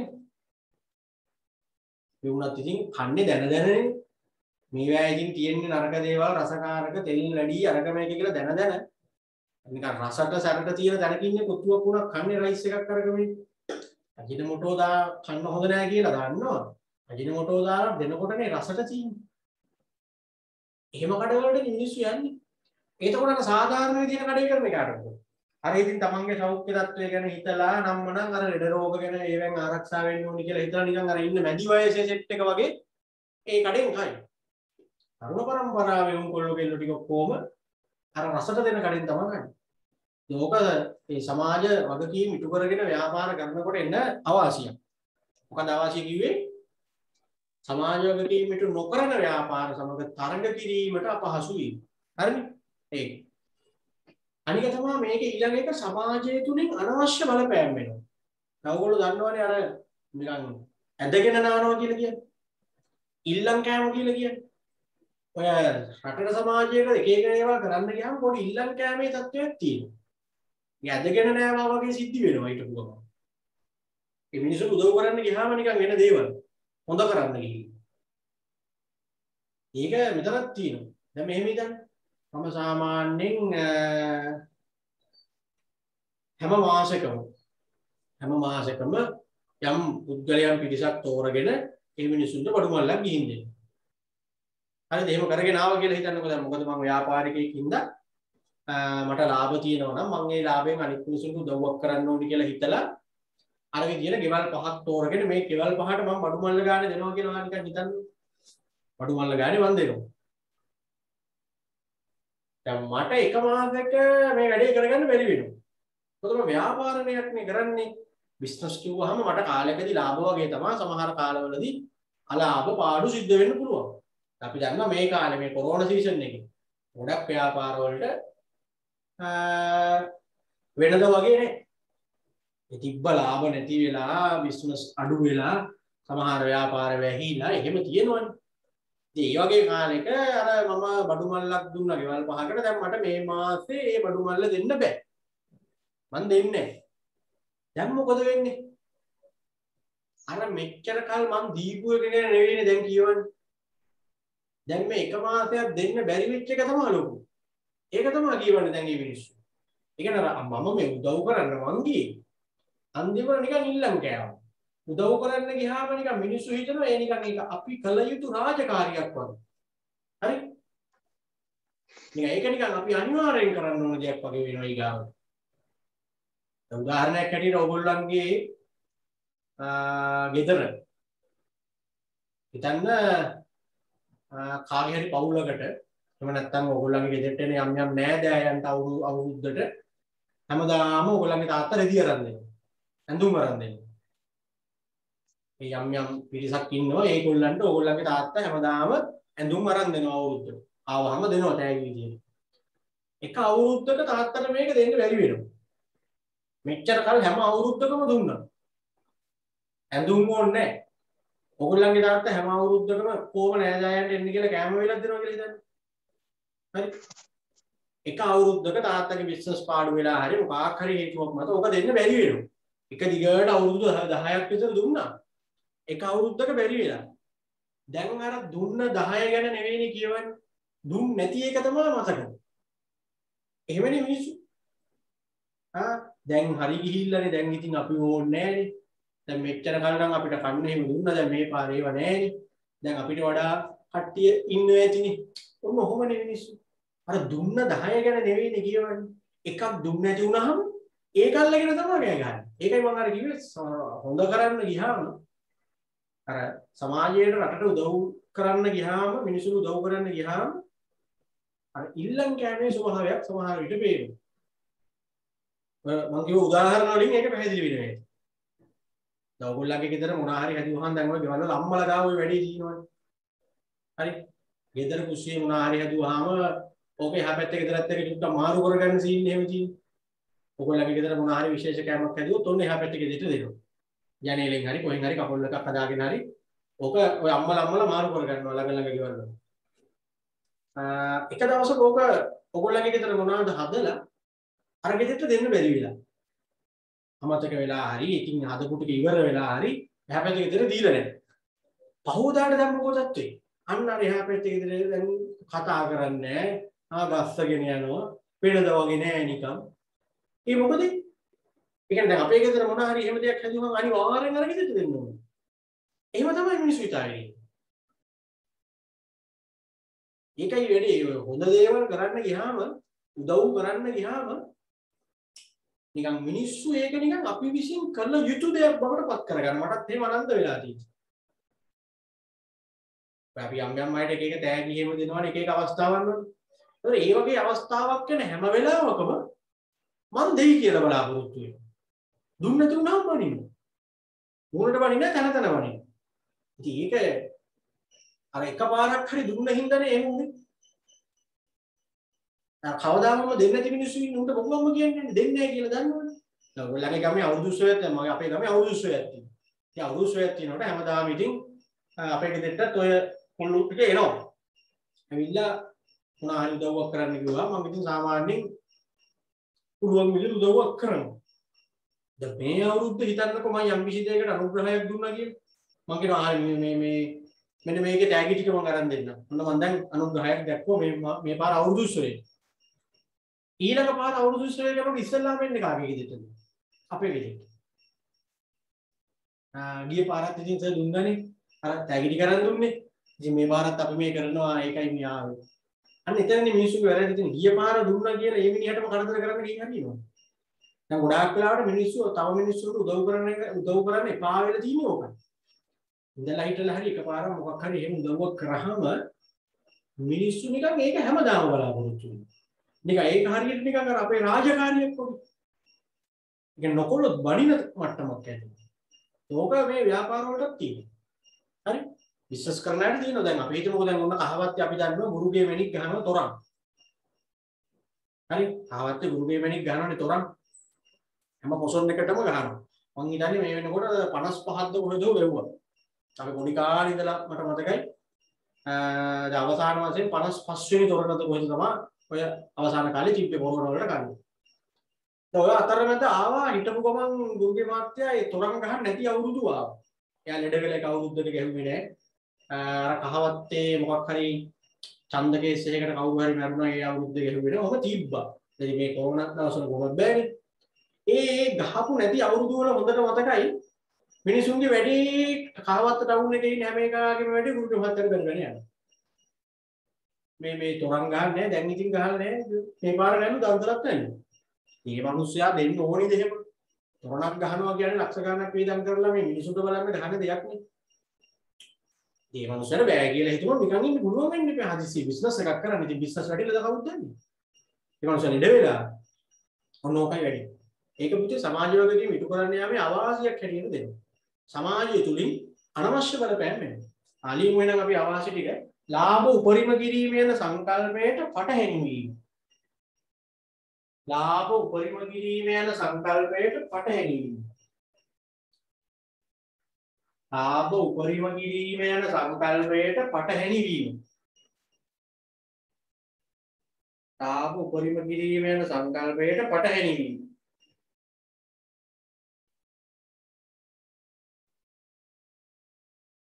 ලාභ උපරිම කිරීම යන සංකල්පයට පටහැනි වීම.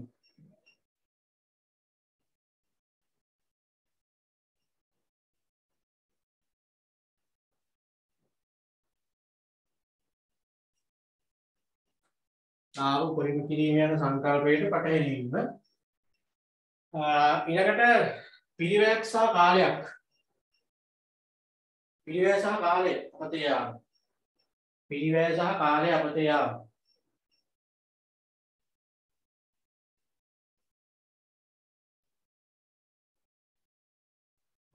පිළිවෙල සහ කාලය අපතේ යාම. පිළිවෙල සහ කාලය අපතේ යාම.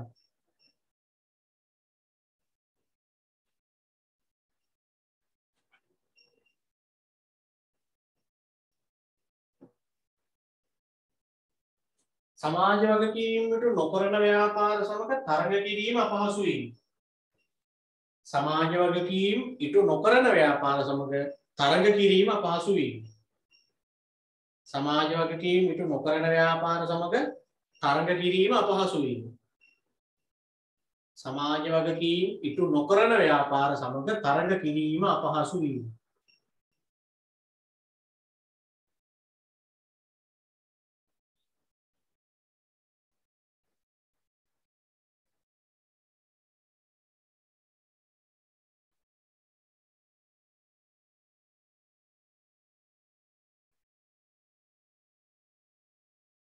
එයාට ව්‍යාපාර අනවශ්‍ය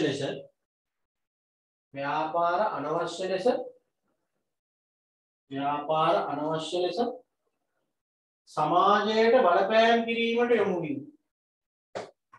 ව්‍යාපාර අනවශ්‍ය ලෙස සමාජයට බලපෑම් කිරීමට යොමු වීම.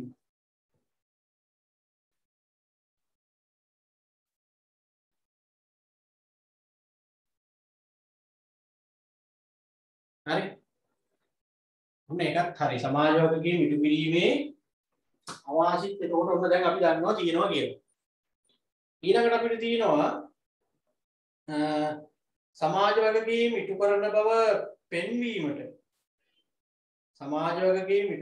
පෙන්වීමට ව්‍යාපාර මොනවද කරන්න කියලා.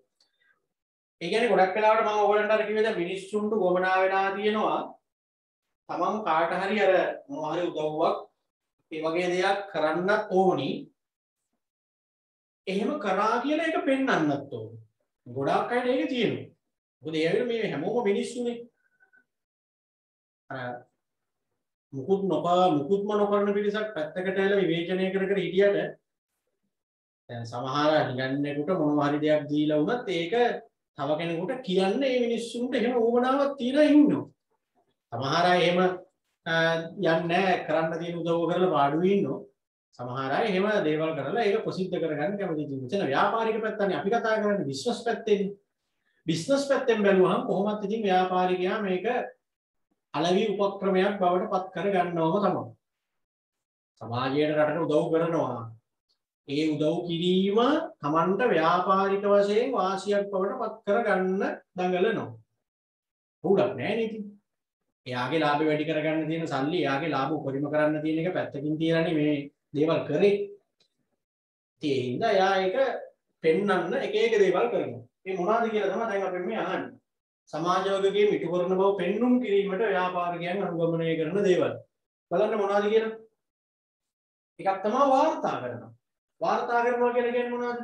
ඒ කියන්නේ ඉතින් ටීවී එකේ පෙන්නනවා, පත්තරේ දානවා. මෙන්න මේ අවල් ව්‍යාපාරිකයා මෙන්න මෙහෙම දෙයක් කරා. එහෙම කියලා දැන් මේ දවස්වල නම් මොකද? Facebook වල දානවා. දැන් පත්තර වලට ටීවී වලට වඩා ජනප්‍රිය Facebook නේ. මොනවා හරි දෙයක් මිනිස්සුන්ට ඒ වගේ එකක උදව් කරලා ඒව දානවා Facebook එකේ. ඒක වාර්තා කිරීම අපි ඒකට කියන්නේ. ඊළඟට තියෙනවා මොකද්ද? විනිවිදභාවය. විනිවිදභාවය කියන එකෙන් වෙන්නේ අර තමන් අර කරන දේ කියන දේ කරන අය බවට නිකන් තහවුරු කරගන්න. විශේෂයෙන් ඔය දිනුම් කටයුතු වගේ දේවල් කරද්දී හොරෙන් නෑ නිකන් හැංගිල්ලක් නෑ. කොහොම පේන්න ගන්නට කරනවා. එතකොට නිකන් අපි අර නිකන් කියන්නේ එකක් කරන්න එකක් එහෙම නෑ අපි ගාව. කියන දේම තමයි කරන්නේ. දැන් විශේෂයෙන් ඔය අපි හිතමු දැන් රෙස්ටුරන්ට් එකක් කියන්නේ. එතකොට දැන් රෙස්ටුරන්ට් එකේ අපි මොනවා හරි කෑමක් ඉල්ලුවාම ගොඩක් වෙලාවට වෙන්නේ මේ කොහෙන් හරි හදලා ගෙනත් දෙන එකනේ වෙන්නේ. හරි. කොහෙන් හරි කියලා කියන්නේ දැන් එයා යනවා හරි කියලා මෙන්න මේක අපි දුන්නාම ඊළඟට ඉතින් එයා ඒ උයන තැන අපිට පේන්නේ නැහැ. දැන් ගොඩක් තැන් වල ඕපන් කිචන් කියලා අපි කියන්නේ සාමාන්‍යයෙන් දැන් යන්නේ දැන් කස්ටමර්ට බලාගත්ත හැකි බලා හිටිය හැකි. අර උයන පිහන විදිහ ඒ කෑම හදන විදිහ. එතකොට මේවා පිරිසිදුව හදනවද මේවා හොදලාද ගන්නේ මොනවද මේවට දාන දේවල් මේ ඔක්කොම පේනවනේ. දැන් ඉතින් අපි ඉඳගෙන බලාගෙන ඉන්නවා. දැන් අර අපිට හදන කෑම එක හදනවා අපිට පේනවා. එතකොට නිකන් පොඩි අර ඒගොල්ලෝ කිසිම හොර මේකක් නැහැ. ඒගොල්ලෝ හැමෝටම ඕපන් පේන්න තමයි අපි මේ වැඩේ කරන්නේ. ඒතකොට අපි කියවනවනේ කියලා දැන් වල. අරගෙන නම් අවුලක් නැහැ. ඉතින් ඒකේ පේන්නවනේ කෑම හදන්නේ. ඒක. ඒ සමාජ වගකීම් පිටු කරනවා කියන පෙන්නන්න කරන දේවල්. විනිවිදභාවය. ඊට මූලධර්ම. මූලධර්ම කියන්නේ ඉතින් රටේ පිළිගත්ත දේවල් තියෙන්නේ. කළ යුතු දේවල් නොකළ යුතු දේවල් කියලා සාමාන්‍යයෙන් හැමෝම පිළිගත්ත දේවල් තියෙන්නේ. ඒ දේවල් අනුව කටයුතු කරගෙන යනවා. දැන් 21කින් 15ට සිගරට් විකුණන්න එපා කියලා තියෙනවා.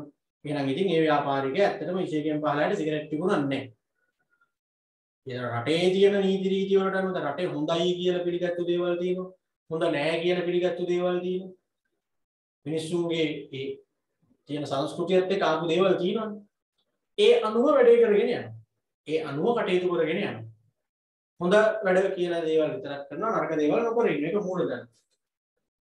ඒක කල්තියා තීරණය කරනවා. සංකේත. ඒ කියන්නේ අපි අර අනිත් අයට ගරු කරනවා,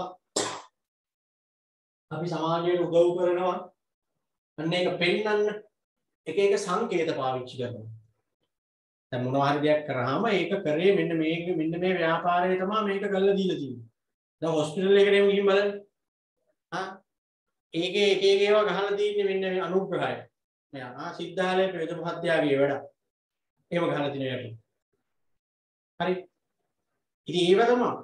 ඒ අර සංකේත පාවිච්චි කරනවා. වගවීම කියන්නේ ඉතින් අර ඇත්තටම නිකන් බොක්කෙම්ම හිතලා. අපි මේ කරන ව්‍යාපාර කටයුතු වලදී මෙහෙම උදව් කරන්න ඕනේ, සමාජයට නරකක් කරන්න හොඳ නෑ. අන්න ඒ විදිහලා වැඩ කරනවා නම් වගවීම. හරි. ඒව තමයි පුතේ සමාජ වගකීම් ඉටු කරනවා කියලා පෙන්වන්න ව්‍යාපාරිකයෝ කරන දේවල්. මොකද සමාජ වගකීම් ඉටු කරන බව පෙන්වීමට අපි සමාජ වගකීම් ඉටු කරනවා කියන එක පෙන්වන්න ව්‍යාපාරිකයන් අනුගමනය කරන දේවල්. හරිනේ? ඔන්න ඒකත් හරි. සමාජ වගකීම් ඉටු කරනවා කියන එක පෙන්වන්නේ කොහොමද කියලා දන්නවා. අවසාන වශයෙන් තියෙනවා සමාජ වගකීම් පිළිබඳ ප්‍රමිති කියලා. ඒවා කටපාඩම් මේ වගේ තියාගන්න. මොකද ඒවා හිතලා ලියන්න බෑ. දැන් සමාජ වගකීම් ඉටු කරන ව්‍යාපාර තියෙනවා. ඔය එක එක උදව් වණම් කරන ව්‍යාපාර තියෙන්නේ රටේ මිනිස්සුන්ට පන්තල් වලට ගම් වතුර ආවහම ඒ වගේ වෙලාවල් වලදී උදව් කරන ව්‍යාපාරිකයෝ ඉන්නවනේ. ඒ උදව් කරන අයට දෙනවා එක එක ප්‍රමිති. ප්‍රමිති ලාංඡන දෙනවා. ජාතික මට්ටමින් අන්තර්ජාතික මට්ටමින්. එහෙම දුන්නාම ඒ ප්‍රමිතිය තියෙනවා කියන්නේ ඒ හරහා ලැබෙන chance ටිකක් තියෙනවා ඒකට. දැන් ලංකාවේ බලන දේශමාන්‍ය, දේශ කීර්ති, දේශ බන්දු ඔය වගේ දේවල් හම්බෙන්නේ නිකන්. බලන්න ගොඩාක් වෙලාවට ඔය වගේ පට්ටම් තානාන්තර හම්බ වෙලා තියෙන මිනිස්සු අපි නම් වශයෙන් කියන්න බෑනේ. හැබැයි යටින් මහා ජරා බිස්නස් කරන මිනිස්සු තමයි මේ දේශමාන්‍ය පට්ටම් හම්බ වෙලා තියෙන්නේ. එක්ක කුඩු විකුණනවා, එක්ක වෙන මොනවා හරි ආවියාවුද හරි මොනවා හරි වෙනවා, එක්ක මොනවා හරි මස් හරි මොනවා හරි වෙලදාම් කරනවා. එක්ක ඔය කසිපු කරනවා ඕනේ. හැබැයි දේශමාන්‍ය පට්ටම් නෙවෙයි. හැමෝම නෙවෙයි මං කියන්නේ. ගොඩක් අය. දැන් අපිට පේනවනේ ඉතින් අර මේ මිනිස්සු කරන්නේ මොනවද කියලා අපි උදාහරණව දන්නවනේ. දැනගෙනත් ඉතින් තැනකට ගියාම යාව හඳුන්වන්නේ දේශමාන්‍ය, දේශ ශක්ති. කොහොමනේ දෙන්නේ? ඒ අහල පහල මිනිස්සු දන්නා මොනවද කරන්නේ කියන්නේ. රටේ ඔක්කොමලා දන්නේ නැහැ. ඉතින් ඒක යන්නේ ඒ වගේ අර සමාජ වගකීම් ඉටු කරන අයට ගන්න පුළුවන් යම් නිකන් සම්මාන වගේ නිකන් ප්‍රමිති ලාංඡන තියෙනවා. මොනවාද ඒ බලන්නේ ඒවා? ඒ 1000. මොන මතක තියාගන්න. එකක් තමයි මොකද්ද? ඒ 1000. ඒ 1000. මේ තියෙනවනේ දීලා. ඊළඟට SA 5000. ඊළඟට ISO 14001. ඔකට 14000 කියලා කියනවා. 14001 කියලා කියනවා. FTSE 4.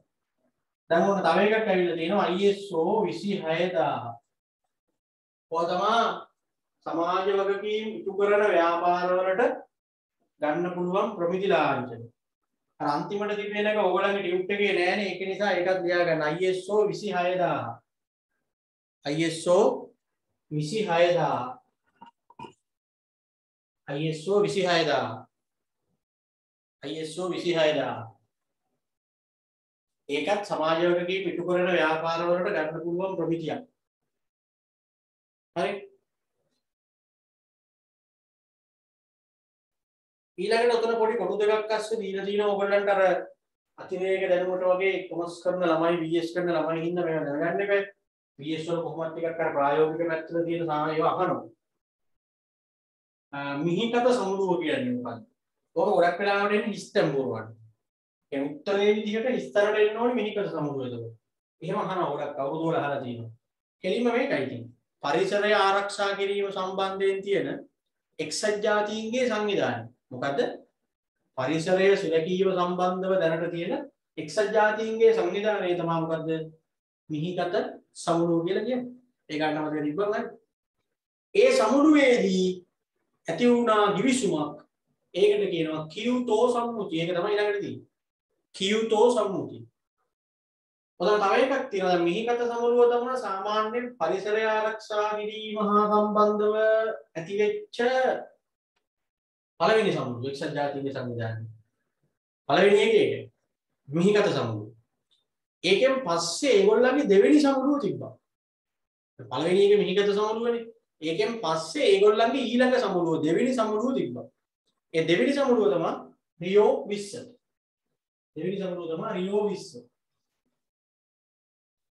හරි.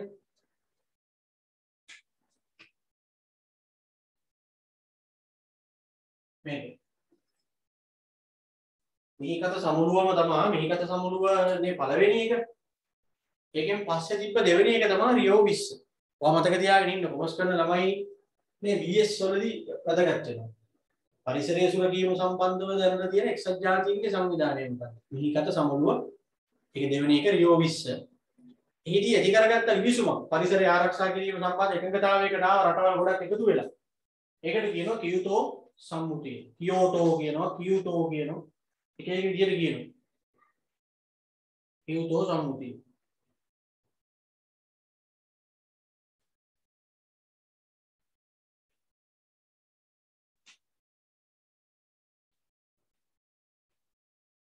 හරි.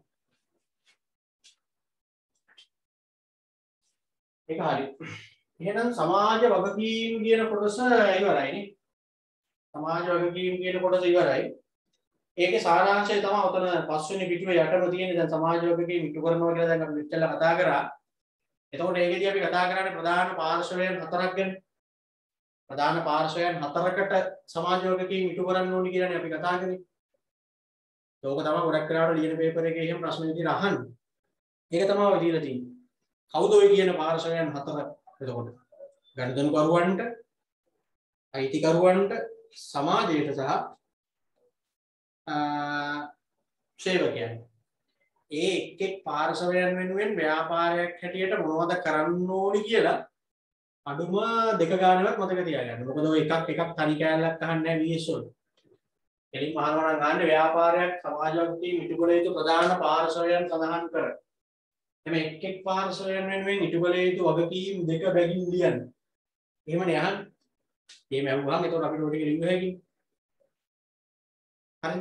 හරි. ඔන්න එහෙමනම් සමාජ වගකීම් කියන කොටස ඉවරයි. මේ ටියුට් එකේ පුතේ ප්‍රධාන මාතෘකාවන් තුනක් තියෙනවා. හරිද? එකක් තමයි දැන් අපි ඔය ඉවර කරපු සමාජ වගකීම් කියන මාතෘකාව. සමාජ වගකීම්. අනිත් එක තමයි තිරසාර සංවර්ධනය කියන මාතෘකාව. තිරසාර සංවර්ධනය. අනික තමයි ආචාර ධර්ම. ප්‍රධාන මාතෘකා තුනක් හැබැයි තුනම නිකන් අර්ථය පැත්තෙන් ගත්තාම ටිකක් එක ළඟ වගේ තමයි යන්නේ. එක ළඟින් වගේ තමයි යන්නේ. නිකන් අර සැමන් පාන්, විතර පාන් අන්න ඒ වගේ ලයින් එක නිකන් එකමනේ පොඩ වෙනස් වෙවි යන්නේ. ඒ වගේ මේ තුනත් එහෙමයි නිකන්. එකම දැන් සමාජ වගකීම් වලින් මොකද කිව්වේ? හැමෝටම සාධාරණයක් වෙන විදිහට ව්‍යාපාර කරගෙන යන්නේ. يعني කාටවත් අසාධාරණයක් නොවන විදිහට හැමෝටම සාධාරණයක් වෙන විදිහට විශ්වාස කරන්න. එතෙන්දී මූලික වශයෙන් හිතන්න කිව්වා පාර්ශවයන් හතරක් ගැන. කවුද මේ පාර්ශවයන් හතර? පරිසරය ගැන, සේවකයෝ ගැන, ගනුදෙනුකරුවෝ ගැන, අයිතිකාරයෝ ගැන. ඒ වැඩේ ඉවරයිනේ දැන්. දැන් ඔන්න අපි එනවා තිරසාර සංවර්ධනය කියන මාතෘකාවට. ඕක අලුත් සිලබස් එකට දාපු මාතෘකාව. තිරසාර සංවර්ධනය කියලා කියනවා. දරණීය සංවර්ධනය කියලා කියනවා.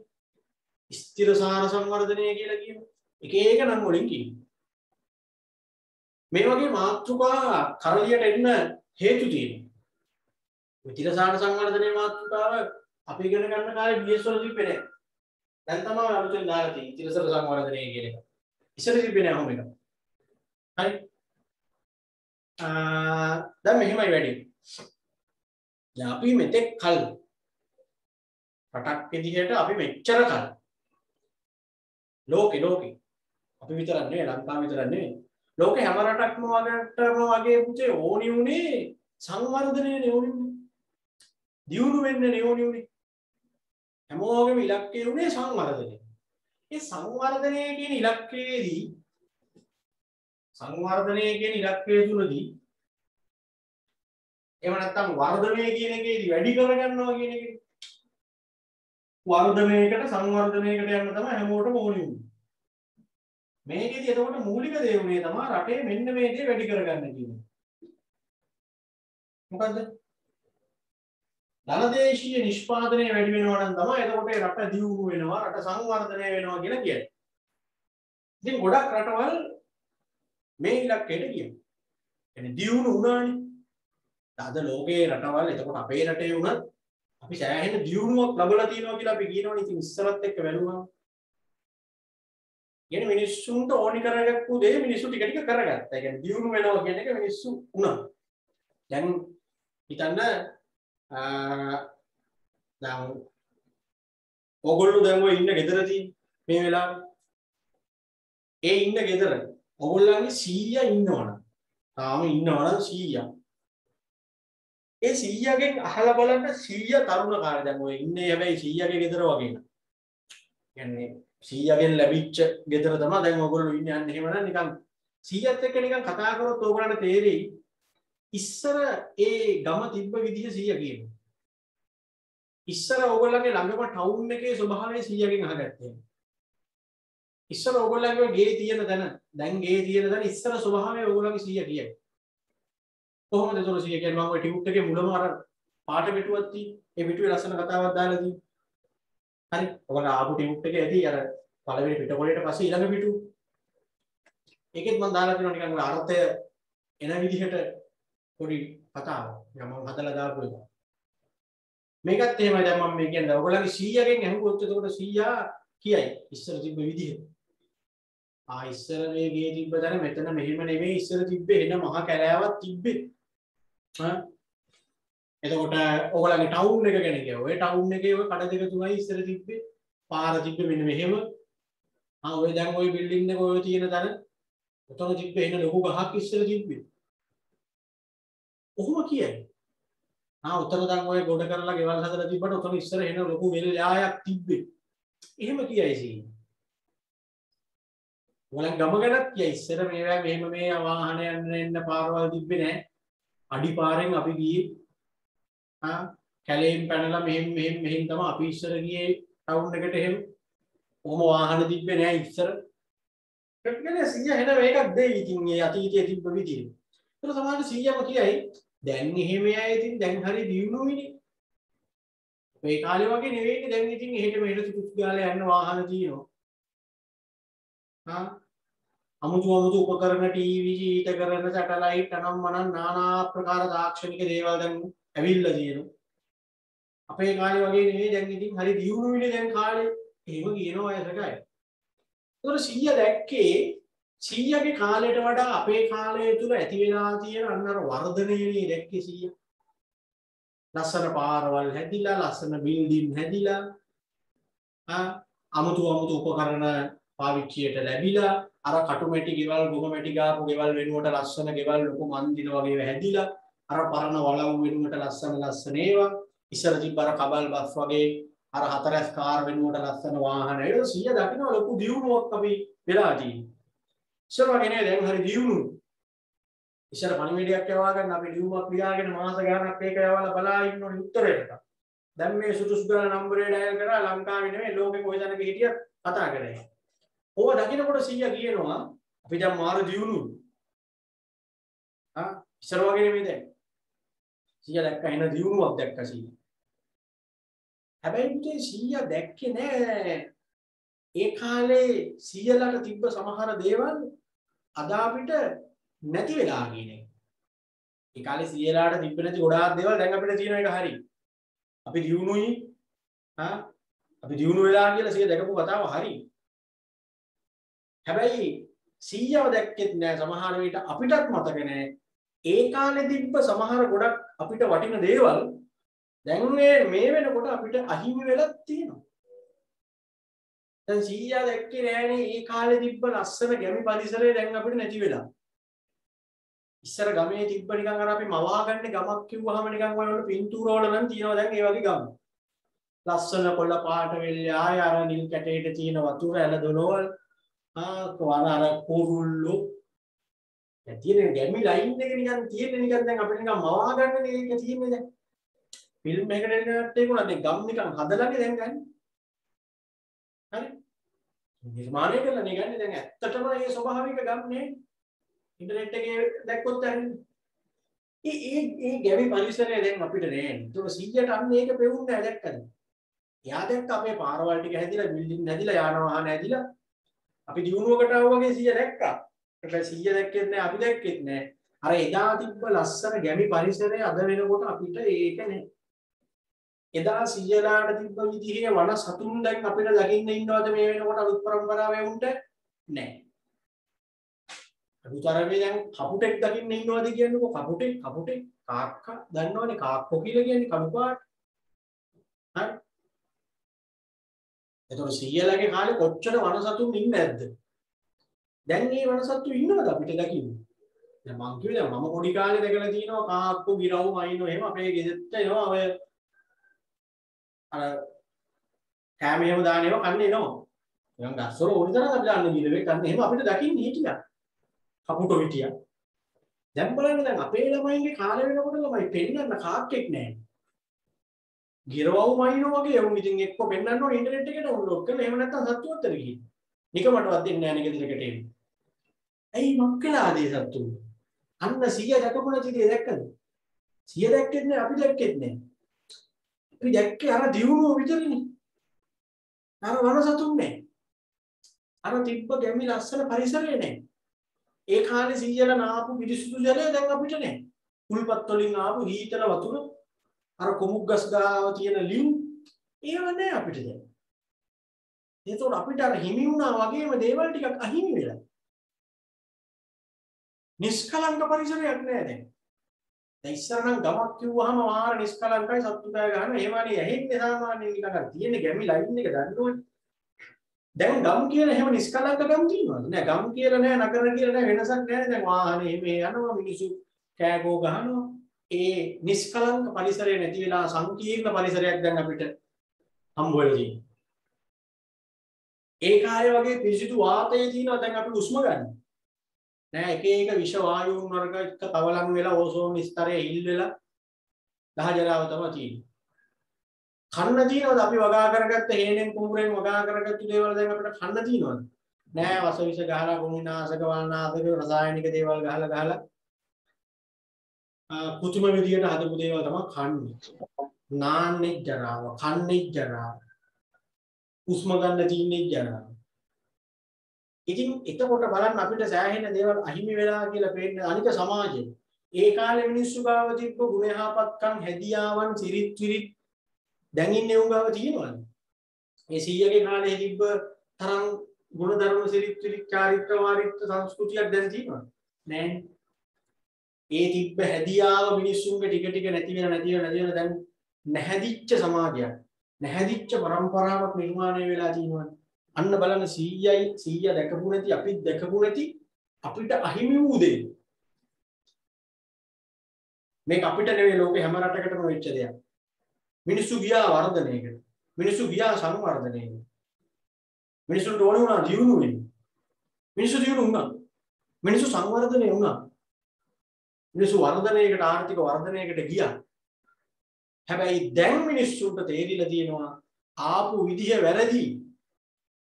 මේ දියුණුව කරා අපි ආපු විදිහ කැතයි. ආපු විදිහ වැරදි. අන්න දැන් තමයි තේරෙන්නේ. දැන් තමයි තේරෙන්නේ අර දේවල් අපිට නැති වෙලා. අර මං කලින් කියපු හැමදේම දැන් මේ වෙද්දි අපිට අහිමි වෙලා. දැන් තමයි තේරෙන්නේ කෝ ඒව දැන් අපිට නෑ දැන් නාන්න වතුර නෑ. බොන්න වතුර නෑ. හුස්ම ගන්න වාතය නෑ හරියට. පිරිසිදු වෙන්නේ. මිනිස්සු ගාව කිසිම මනුස්සකම් නැහැ, හැදියාවක් නැහැ. සිරිත් විරිත් කියලා જાතියක් නැහැ, જાතියක් ජම්මයක් මොකවත් නැහැ. මෙන්න දැන් අපිට තේරෙනවා මොකද අපිට උනේ? අපි 100 දැන් තාම ජීවිතුන් අතර ඉන්න ඕගොල්ලන්. සීයාගේ කාලේ මිනිස්සු ගාව තිබ්බ ගොඩාක් දේවල් දැන් මේ වෙනකොට ඕගොල්ලන්ගේ පරම්පරාව තුල නෑ. ඒක සීයා දන්නවා. ඉතින් මොකද මේ මිනිස්සුන්ට උනේ? මොකද්ද මෙතන කේස් එක? මොකද උනේ මිනිස්සු? මොකද්ද මිනිස්සුන්ගේ මනුස්සකම වලට උනේ? මිනිස්සුන්ගේ හැදියාවට මොකද උනේ? ආන් එතන තමයි ප්‍රශ්නේ. ලෝකේ රටවල් ගොඩකට මේ ප්‍රශ්නේ ආවා. ඇයි එහෙම වුනේ? ඊට පස්සේ වුණ ලෝකේ රටවල් විසින් ඇති කරගත්තා සංකල්පයක් මෙන්න මෙහෙම. අපි යන්න ඕනි වර්ධනයකට සංවර්ධනයකට නෙමෙයි. අපි යන්න ඕනි නිකම්ම නිකම් වර්ධනයකට සංවර්ධනයකට නෙමෙයි. අපි යන්න ඕනි තිරසාර සංවර්ධනයකට. තිරසාර කියන්නේ පුතේ ස්ථිරසාර. දිග කාලයක් පවතින කියන එක. හැමදාටම පවතින කියන එක. කාලයක් පවතින කියන එක. අනාගත පරම්පරාවටත් පවතින කියන එක තමයි අර්ථය. තිරසාර කියන එකේ තේරුම ඒක. තිරසාර කියනවා ස්ථිරසාර කියනවා දෙකම එකයි. ඒ කියන්නේ වර්ධනයකට නෙවෙයි යන්න ඕනි. කාලයක් පවතින සංවර්ධනයකට යන්න. අනාගත පරම්පරාවට සුබදායී වෙන සංවර්ධනයකට යන්න. දැන් අපේ අතීතයේ හිටපු ගිහින් තියෙනවා වර්ධනයකට දියුණුවකට ගිහින් තියෙනවා. හැබැයි ඒගොල්ලෝ ඒ කාලේ අපි ගැන හිතලා තියෙනවද? හිතලා නැහැ. ඒකනේ වෙලා තියෙන්නේ. දැන් මේ කාලේ අපි හිතනවාද අපේ අනාගත පරම්පරාව ගැන? හිතන්නේ. දැන් බලන්න අපේ රටේ හයිවේ හදලා තියෙනවා, ගුවන් පාලම් හදලා, පාරවල් හදලා, විදුලි බලාගාර හදලා දැන් අපිට ලොකු දියුණුවක් පේනවා. සංවර්ධනයක් පේනවා. දැන් මං අහන්නේ මේක සංවර්ධනය හරි. මේක තිරසාර සංවර්ධනයක් වෙනවද මේක? නෑ. මේක ඇවිල්ලා අනාගත පරම්පරාවට ඵලදායී සංවර්ධනයක් නෙවෙයිනේ අපි මේ කලින් හිටපෙවුණු ගිහින් නෑනේ ඒකනේ වැඩි. දැන් අද අපි කොච්චර ණයයිද කියන්නකෝ පිට රටවලට. ඒ ණය හින්දානේ මෙච්චර අයහපත් ආර්ථික තත්ත්වයක් මේ වෙද්දී අපිට නිර්මාණය වෙලා තියෙන්නේ. ඇයි අපි ණය වුනේ? මේ අපි ණය වෙච්ච ඒවාද මේ? නෑ අපි ගෙවන්නේ මීට කලින් හිටපු අය ණය වෙච්ච ඒවා. 48න් පස්සේ මේ රටවල් බාරගත්ත පාලකයෝ මාරුවට දෙගොල්ලම මොකද කරේ? තම තමන්ගේ බලය තහවුරු කරගන්න පිට රටවල් වලින් ණය අරගෙන එක එක සෝබන වැඩ කරලා තිබුණා. අපි ඒක හරියට උදාහරණයක් අපි කියනවා. මේ හයිවේ හදලා තියෙනවා මේම ගුවන් පාලම් හදලා. හරි ඒක ප්‍රශ්නයක් නෑ. ඒක හරි විදිහට කරා. දැන් මෙතන වෙලා තියෙන්නේ ඒවා කරන ගමන් වැඩි හරියක් ගතා කාලේ. ඒ ඇස්සේ පිට රටවල් වලින් ඕනවට වඩා ණය වෙලා තමයි මේවා කරලා තියෙන්නේ. දරන්න බැරි තරම් ණය අරගෙන. දැන් අපි ගෙවනවා. අපි ගෙවල ඉවර කරා හැකිද? අපේ ඉදිරි පරම්පරා 7-8කටත් එක්ක අපේ කට්ටිය ණය වෙලා තියෙන්නේ. අන්න අපි ගිය වර්ධනය දැක්කද? අතීතයේ ඉඳන් ආපු අය ගිහින් තියෙන්නේ අපිටත් බලපාන සංවර්ධනයකට නෙවෙයි. අපිත් දැන් යන්නේ එහෙමනේ. අපි තව ණය ගන්නවා, තව ගන්නවා. දැන් උගන්වන්නේ. ඔහොම අරගෙන බලන්න දැන් අපි මේ රටවල් වල මොනවා කරත් වැඩක් තියනවද කියන්නේ. ඇයි අපි මේවා අරගෙන මේවා පාවිච්චි කරලා අපි මැරෙනවා. අපි ඊළඟට ඉපදෙන්නේ ඕවා ගෙවන්නේ. ඒකනේ මේ තිරසර සංවර්ධනයකට යන්න කියලා කියන්නේ. සංවර්ධනයකට නෙවෙයි යන්න ඕනේ තිරසර සංවර්ධනයකට යන්න. එන්න මිනිස්සුගේ හැදියාවන් සංස්කෘතිය සිරිත් විරිත් ගුණධර්ම සාරධර්ම නැති වෙලා මිනිස්සු තිරසන් බවට පත් වෙගෙන එනවා. තවත් මේ විදිහටම ඉදිරියට ගියොත් මොනවා වෙයිද කියලා නිකන් මවලා බලන්න හිතලා බලන්න. දැන් අහන්න දකින්න ලැබෙන දේවල් එක්ක හැමදාම නිවුස් බලනකොට Facebook වල අපිට පේන තියෙන දේවල් එක්ක මිනිස්සු හැසිරෙන විදිහත් එක්ක පාරක බස් වල මිනිස්සු ඒ හැසිරෙන විදිහත් එක්ක බැලුවාම ඔයා හිතන්න අනාගතේ මොනවා වෙයිද කියන්නේ. හරි දැන් පාරේ ඇඳන් යන ඒවා දැක්කහම ඉතින් ඔහොම කාලයක් ගිහින් නිකම්ම යයි වගේ නිකන්. එහෙමනේ දැන් වෙලා තියෙන්නේ. එතකොට හිතන්න ඔහොම ගියොත් එහෙම මිනිස්සුන් අර නිකන් අර දැන්ටත් නිකන් මිනිස්සු ඇවිල්ලා නිකන් සත්තු වෙලානේ තියෙන්නේ. අපේ ළමයින්ගේ ළමයි මොනවා වෙයිද දන්නේ. අපිට නිකන් හිතා ගන්න බැරි අනාගතයක් නේ ලැබෙන්නේ මවනකොට. ඉතින් අන්න ඒ නිසා ලෝකේ රටවල් දැන් තේරුම් ගන්න තියෙනවා මේ යන විදිහ වැරදි. මේම ගිහිල්ලා හරියන්නේ නැහැ. දැන් අපි ආපු ගමන වැරදි. අපි යන්න ඕනි වර්ධනයකට සංවර්ධනයකට නෙවෙයි තිරසාර සංවර්ධනයකට. වර්තමානයේදී කරන හැම දෙයක්ම වර්තමානයේදී ස්වභාවික සම්පත් එහෙම විශේෂයෙන් පාවිච්චි කරද්දී අනාගත પરම්පරාවට ඒවා පාවිච්චි කරන්න තියෙන අයිතිය උල්ලංඝනය නොකර පාවිච්චි කරන්න. ඒක තමයි තිරසහර සංවර්ධනය කියන්නේ. වර්තමානයේ සම්පත් පරිභෝජනය කරද්දී හැම වෙලේම අනාගත પરම්පරාවට ඒවා පරිභෝජනය කරන්න තියෙන අවස්ථාව උල්ලංඝනය කරන්න එපා.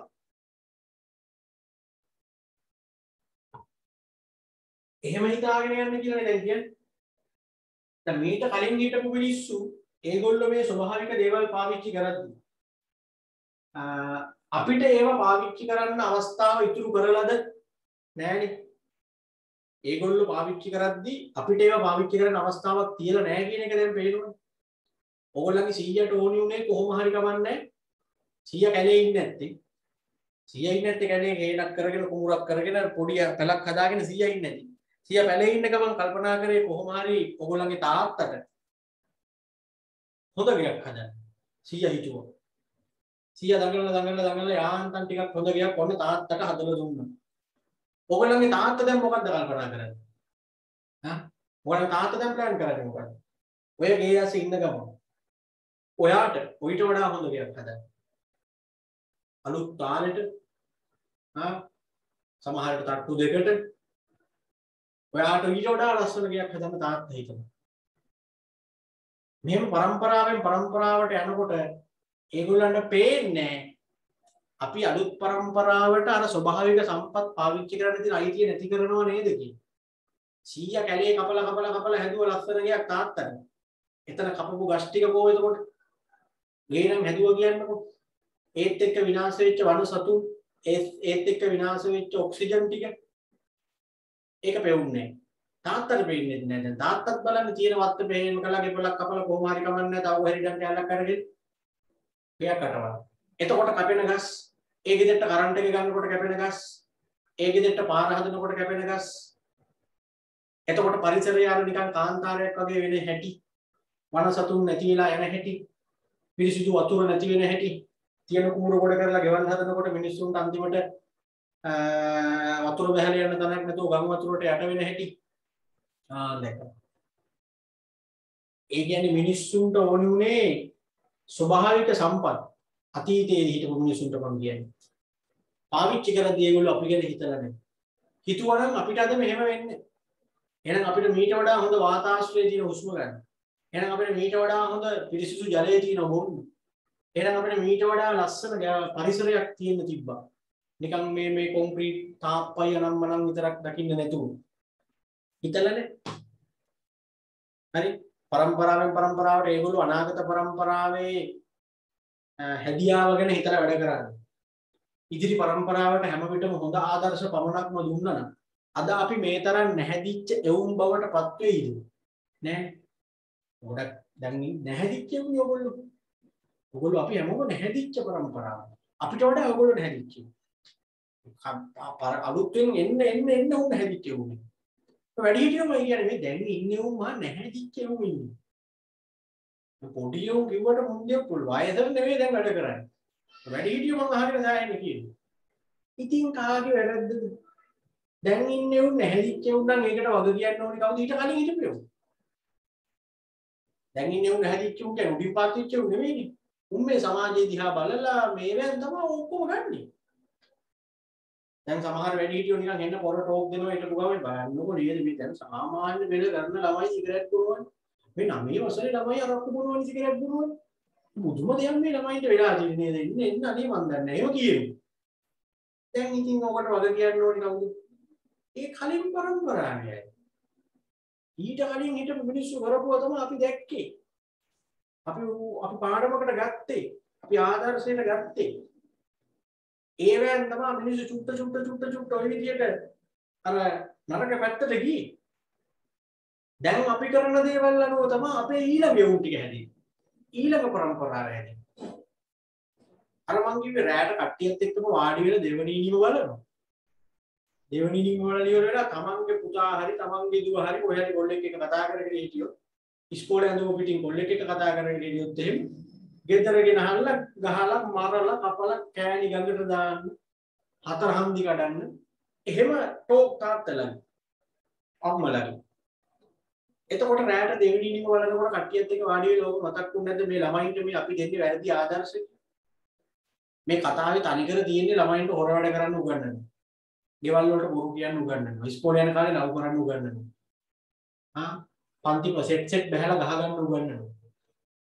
පොළු වලින් ගහ ගන්න පිහියෙන් අනින්න වෙඩි තියාගන්න පන්ති යන අතරේ මේ වගේ ලොකු වලි පෙන්නනවා මම දැකලා තියෙනවා. ඉතින් මේවා බලලා ඒ ළමයි ඔළුවට ගන්නවා. ඊට පස්සේ සමාජයේ තුල දෙයක් වුණාම අර වැඩිහිටි සෙට් එක එන බන පැත්තකට වෙන බලන්න නේද දැන් ඉන්න ළමයි මේ පන්ති යන්නේ උන් ගහගෙන නේ මේ පිහියෙන් යන නඩු ළමයිට.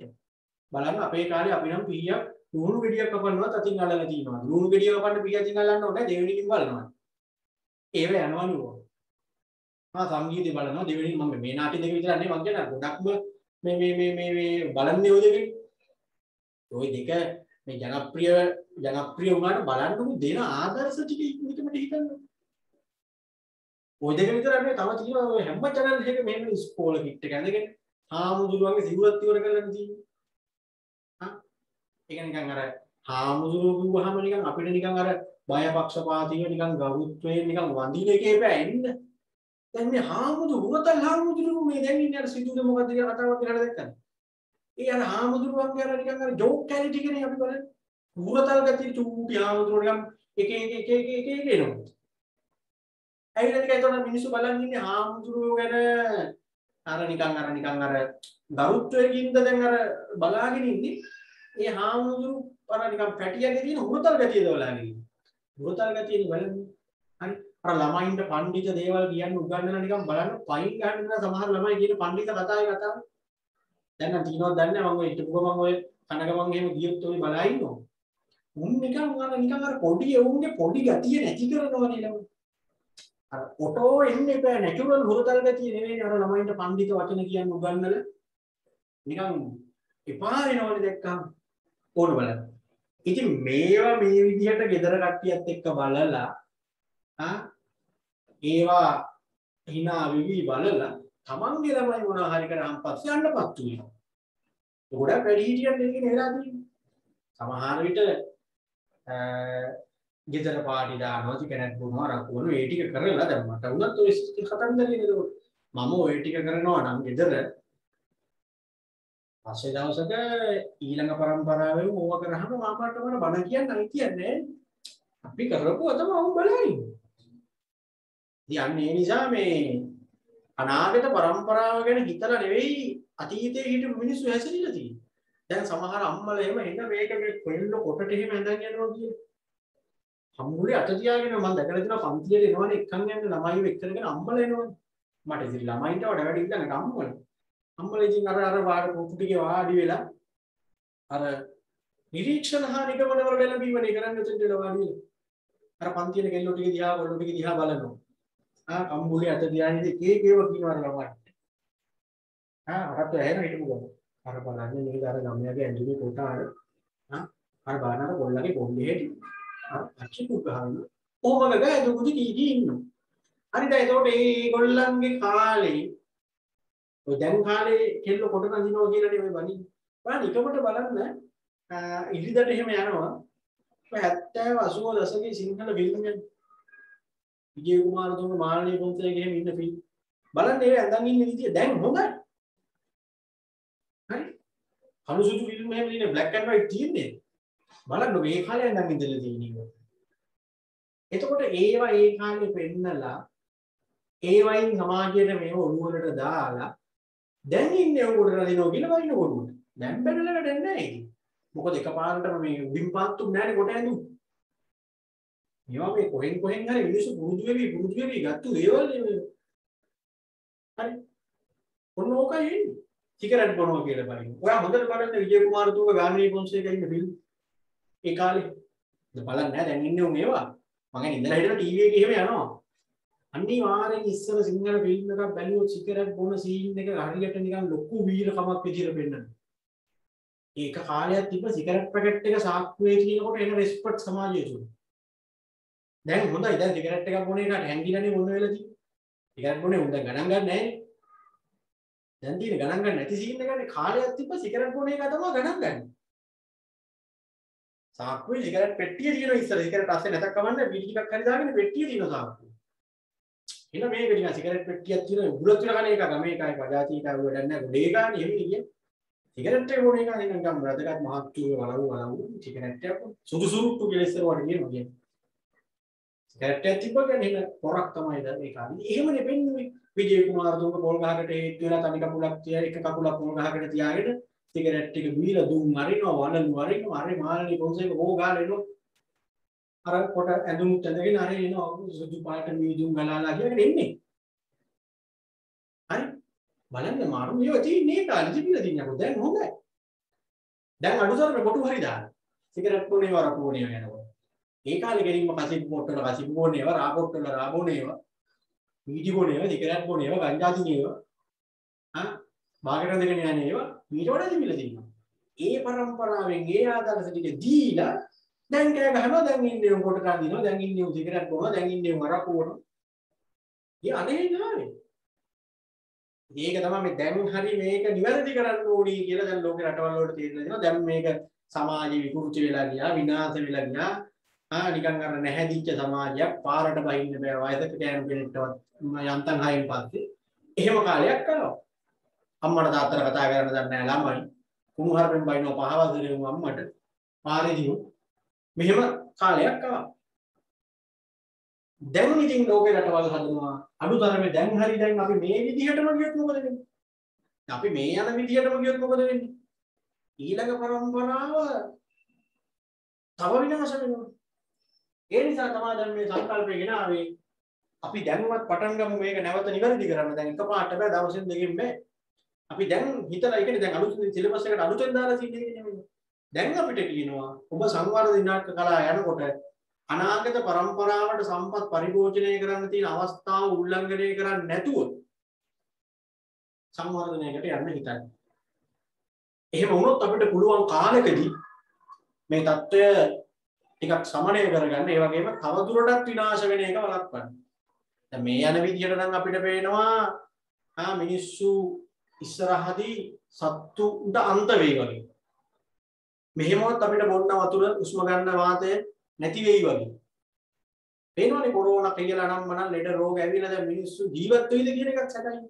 කවදා කොරෝනා ඉවර වෙයිද කියන එකත් ලෝකෙ මෙච්චර ලොකු රටවල් බලවත් රටවල් දියුණුයි කියන රටවල් තිබිලා තාම නෑනේ. අන්න දැක්කද වෙච්ච දේ. මේ සබහා දහමට කරපු හානිකර තත්ත්වයන් වල ප්‍රතිඵල නෙමෙයි දැන් ඇමරිකාවද චීනද ජපානේද මොන වැඩෝ හිටියත් තාම නෑනේ කොරෝනා වලට ස්ථිර විසඳුමක් ගෙනාවේ. එක ඉන්ජෙක්ෂන් එකක් සුදුසුදාර නැති වෙලා යන එකක් ආවේ නෑනේ. ඒකනේ මේ අපි විඳින්නේ. මොන දැන් ඔය ආවොන්න එකක් කොරෝනා කියලා එකක් ආව අපි දන්නේ නෑ කවදා නැති වෙයිද කියලා. සමහරවිට මේකෙන් අපි සේරම නැති වෙන්න තියෙනවා. යන්නේ බැරි උන් අරගෙන මැරිල්ල බලනකො දවසට 50යි 60යි දැනෙන්නේ නැහැ දැන් අපිට ඒකෙන්. පළවෙනි එකම මැරුණාම කොහොමද තිබ්බ මේක? ගේයස්සෙත් මාස් දාගෙන ඉඳි සමහරවිට පළවෙනි එක කරලා දුවා. දැන් දවසට 50යි 60යි මේ කියන ඒවා ඇත්තද දන්නේ නැහැ. ඊට වඩා මැරෙනවා කියලානේ ආරංචි. මිනිස්සු කියන්නේ ඊට වඩා මැරෙනවා කියන්නේ අරක මේකක ගමු කියන්නේ. ඉතින් එහෙම එකේ දැන් බලන්න මේ රටේ කොච්චර නම් තව මැරෙයිද? ලෝකෙ කොච්චර මැරෙයිද? ඉන්දියාවේ උගර බුදුන්ගේ දවසට 2000 පැනලා මැරෙන්නේ. මේ මිනිස්සු නෙමෙයි. මැරිලා ඉතින් ඔන්න දැන් ටික සේරම මැරෙයිද කියලා කවුද දන්නේ? කී දෙනෙක් ඉතුරු වෙයිද කියලා කවුද දන්නේ? ඔන්න ආව එකක් දැක්කද? අවදාන හරි ඉතින් මේක නැත්තට නැතිලා අපි නැවත සාමාන්‍ය විදිහට ජීවත් වෙන්න ගත්තොත් අපි හිතන්න ඕනි අනාගත પરම්පරාවට හැමදේම ඉතුරු කරලා පාවිච්චි කරන්න. ඉතුරු කරලා පාවිච්චි කරනවා කියන්නේ ඕගොල්ලෝගේ තියෙන මාර කතාවක් කියන්නේ ඉතින් දැන් ගෙවල් හදන්න එතකොට අපි ගස් කපන්න බැයිද එතකොට අපි? ගෙවල් හදන්න ගස් කපන එක නෙවෙයිනේ වැරද්ද. ගස් කපලා තමයි හිටවන්න තියෙන්නේ වැරද්ද. දැන් මට ගෙයක් හදන්න ඕන නම් මට තියෙන කොස් ගහක් අරක මේක කපා ගන්න වෙනවනේ නැත්තම් කොහෙන්ද ගෙවල් හදන්නේ? ස්වභාවික සම්පත් පාවිච්චි නොකර ඉන්න කියලා කියන්නේ පාවිච්චි නොකර බෑනේ. ගෙවල් හදන්න එපා. ඉතින් ගෙදර තියෙන කොස් ගහ කපා ගත්තා නම් තව කොස් පැල 10ක් හිටවලා තියන්න කියලා නේ කියන්නේ. ඒතර දැන් තියෙන ගහ මං කපා ගත්තා ඊළඟට ඉපදෙන උන්ට මං තව 10ක් හිටවලා තියෙනවා. අන්න ඒකනේ වෙන්න ඕනේ කියන්නේ. අනාගත પરම්පරාව ගැන හිතන්න හැම දෙයක්ම පරිපෝෂණය කරද්දී. අපේ තාත්තා ගෙදර වත්තේ පොල් කඩන්නේ මේවා අපේ තාත්තා හිටවපුවා කිය. ඒ කියන්නේ අපේ සීයා. එහෙම කියලා තමයි අපේ තාත්තා ගෙදරවත් පොල් කඩන්නේ. මේ අපේ තාත්තා හිටවපු ගහක් මේක මේ තාත්තා හිටවපු ගොස්කස් කියලා දැන් තාත්තා නෙවෙයි දැන් අපිත් කඩාගන්න. හරි. දැන් එතකොට මට පුළුවන් වෙන්න ඕනේ දවසක මේ අපේ තාත්තා හිටවපු කියලා කඩාගන්න. ඉතින් ඒකටත් දැන් අපේ තාත්තාත් හිටවල තියෙන ගොඩක් ගස් තාත්තා. පත්ති. එක එක ආකාරයේ ගස් හිටවලා ඒව නඩත්තු කරගෙන යනවා. මටත් බැන බැන මුක් කරන්නේ නැහැ කියලා. එතකොට මටත් පුළුවන් දවසක අපේ තාත්තා හිටවපු කියලා කඩාගන්න.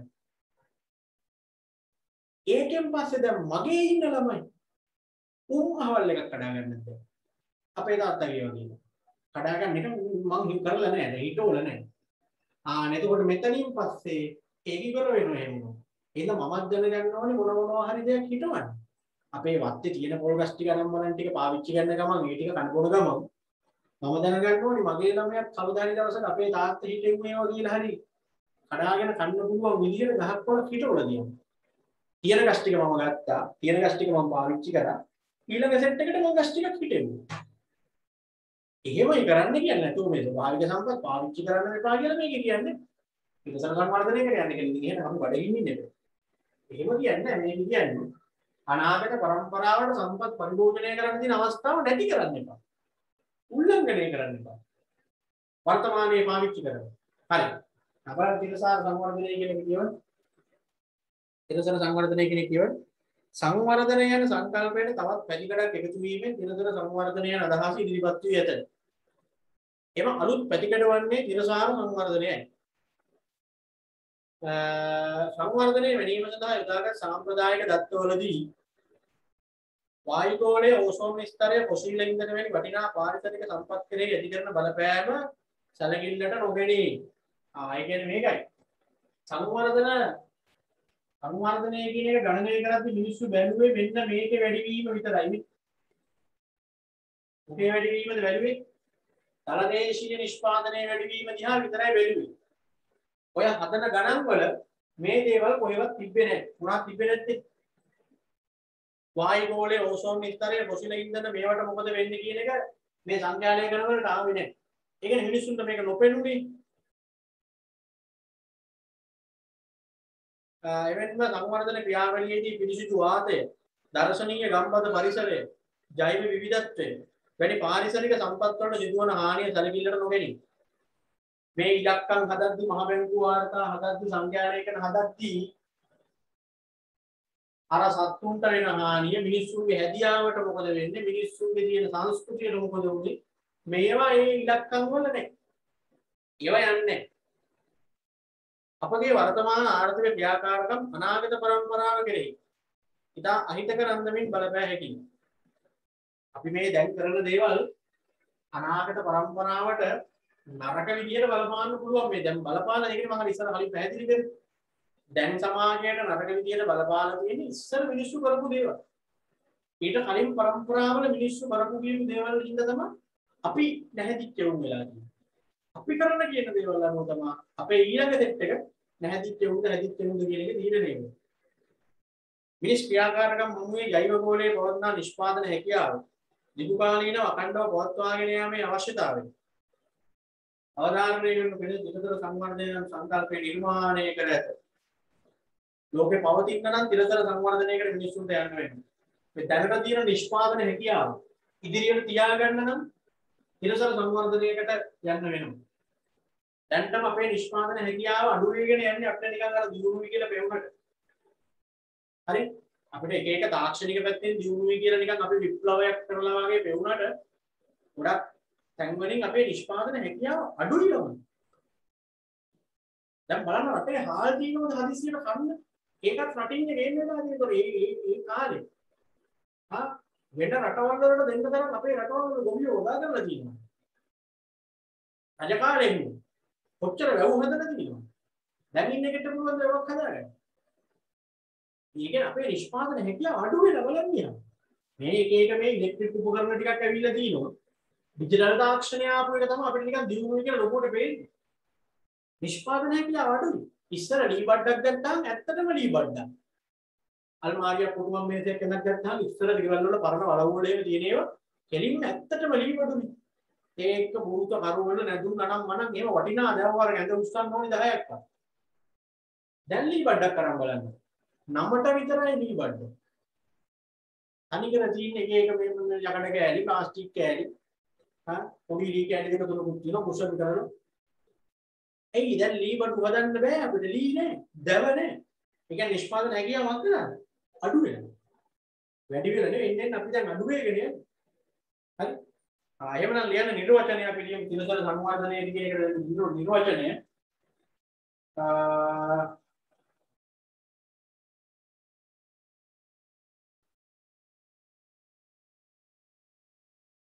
එන අනාගත પરම්පරාවට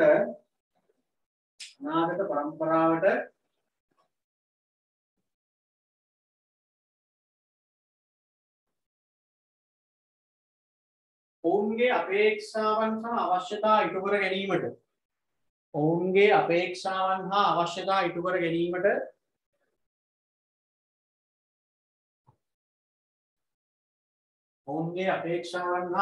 ඉටු කර ගැනීමට ඇති අයිතිය උල්ලංඝනය නොකරමින්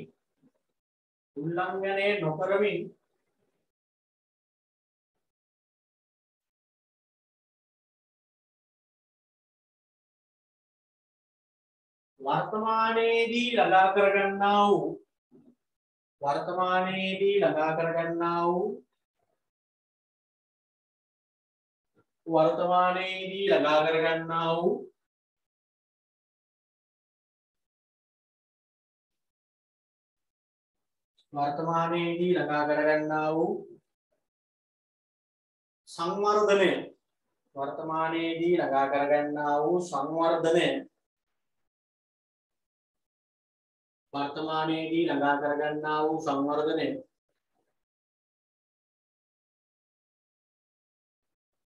තිරසාර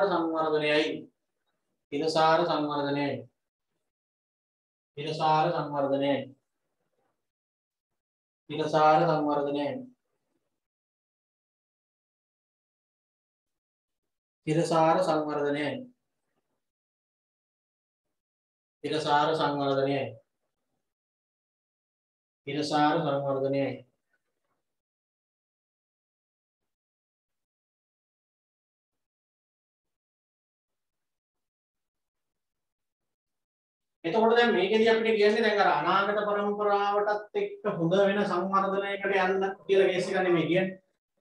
වර්තමානයේදී නගා කරගන්න සංවර්ධනය අනාගතයටත් ඉතුරු වෙන විදිහට අනාගත પરම්පරාවටත් ඉතුරු වෙන සංවර්ධනයකට යන්න කියන එක නෙමෙයි කියන්නේ. මේකෙදී පුතේ ප්‍රධාන වශයෙන් අපිට කියනවා දැන් අපි අනාගත પરම්පරාවට ප්‍රධාන පැති තුනක් ඉතුරු කරනවා. ප්‍රධාන අංශ තුනක් අපි නිර්මාණය කරලා දෙන්න ඕනේ අනාගත પરම්පරාව වෙනුවෙන් ඉතුරු කරලා දෙන්න ඕනේ. එකක් තමයි හොඳ පරිසරයක් අපි අනාගත પરම්පරාවට හදන්න ඕනේ. අපි කලින් හිටපු කට්ටිය මේක කරලා නැහැනේ. ඒකෙන් අපිට මේ වගේ පරිසරයක ඉන්න වෙලා තියෙන්නේ. ස්වභාවික පරිසරය අපිට හොඳක් වෙන්න කියලා හිතාගෙන නෙවෙයි ඒගොල්ලෝ පාවිච්චි කරලා තියෙන්නේ.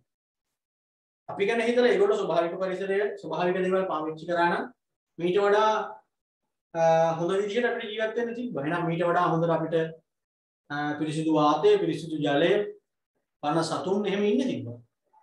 කියන්නේ ඒගොල්ලෝ අපිට පරිසරයක් හදන්න හිතලා දැන් අපිට කියනවා අනාගත પરම්පරාවට හොඳ පරිසරයක් නිර්මාණය වෙන විදිහට වැඩ කරන්න ඕනේ. ඒක තමයි පරිසරය ගැන හිතන්නේ.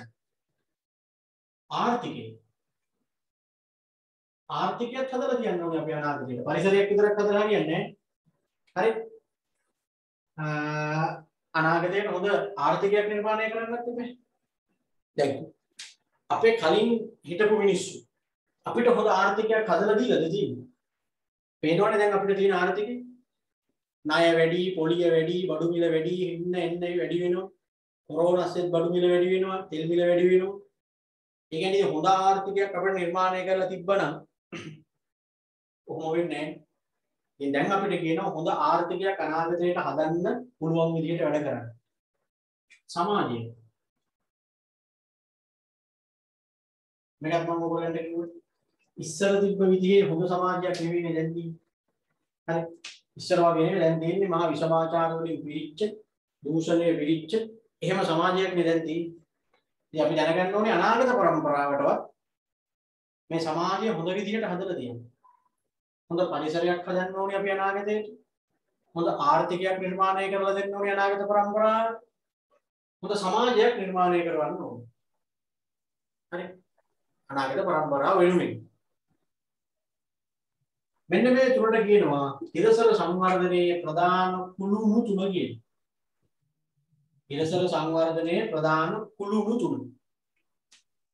පරිසරය ගැන හිතන්න, ආර්ථිකය ගැන හිතන්න, සමාජය ගැන හිතන්න. මේ පැති තුන ගැන හිතන්න. හරිද?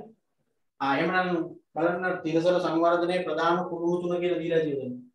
ආර්ථික තිරසර සංවර්ධනය, පරිසර තිරසර සංවර්ධනය, සමාජ තිරසර සංවර්ධනය. يعني තිරසර සංවර්ධනයේදී අපි ප්‍රධාන වශයෙන් පැති තුනක් ගැන හිතන්න කියලා මේගොල්ලෝ කියන්නේ. මොකක්ද පැති තුන?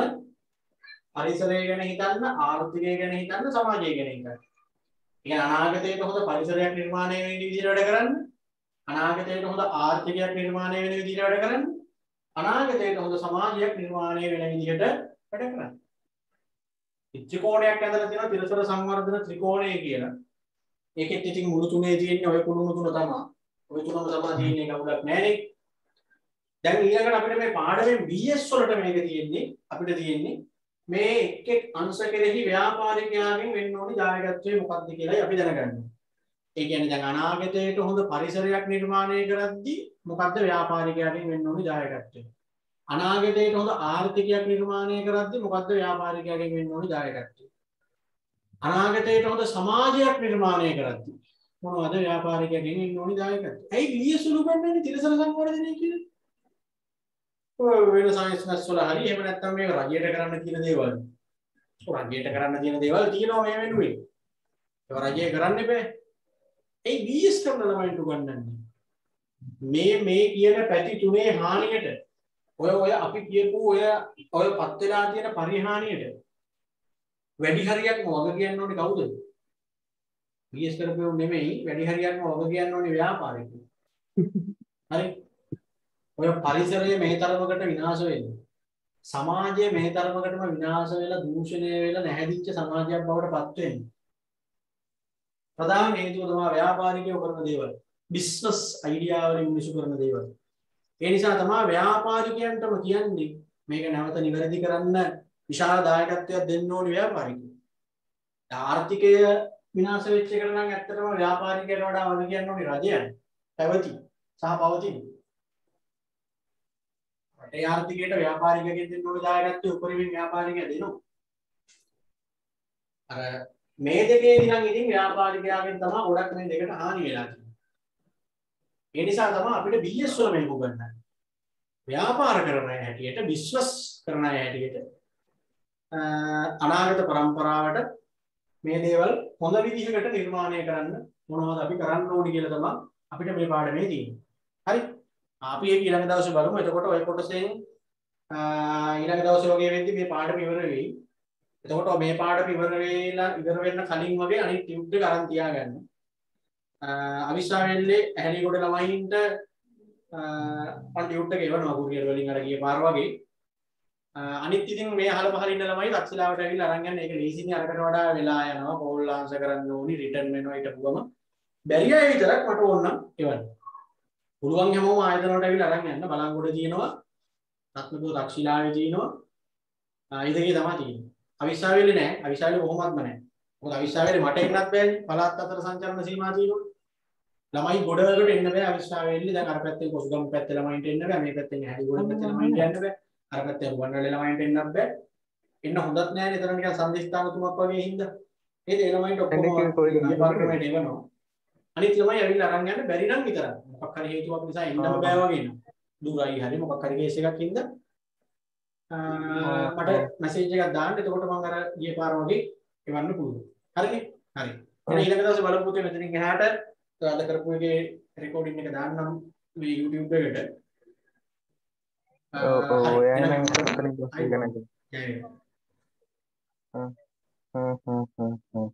අක්ෂිලාවෙන් ගන්න පුළුවන්.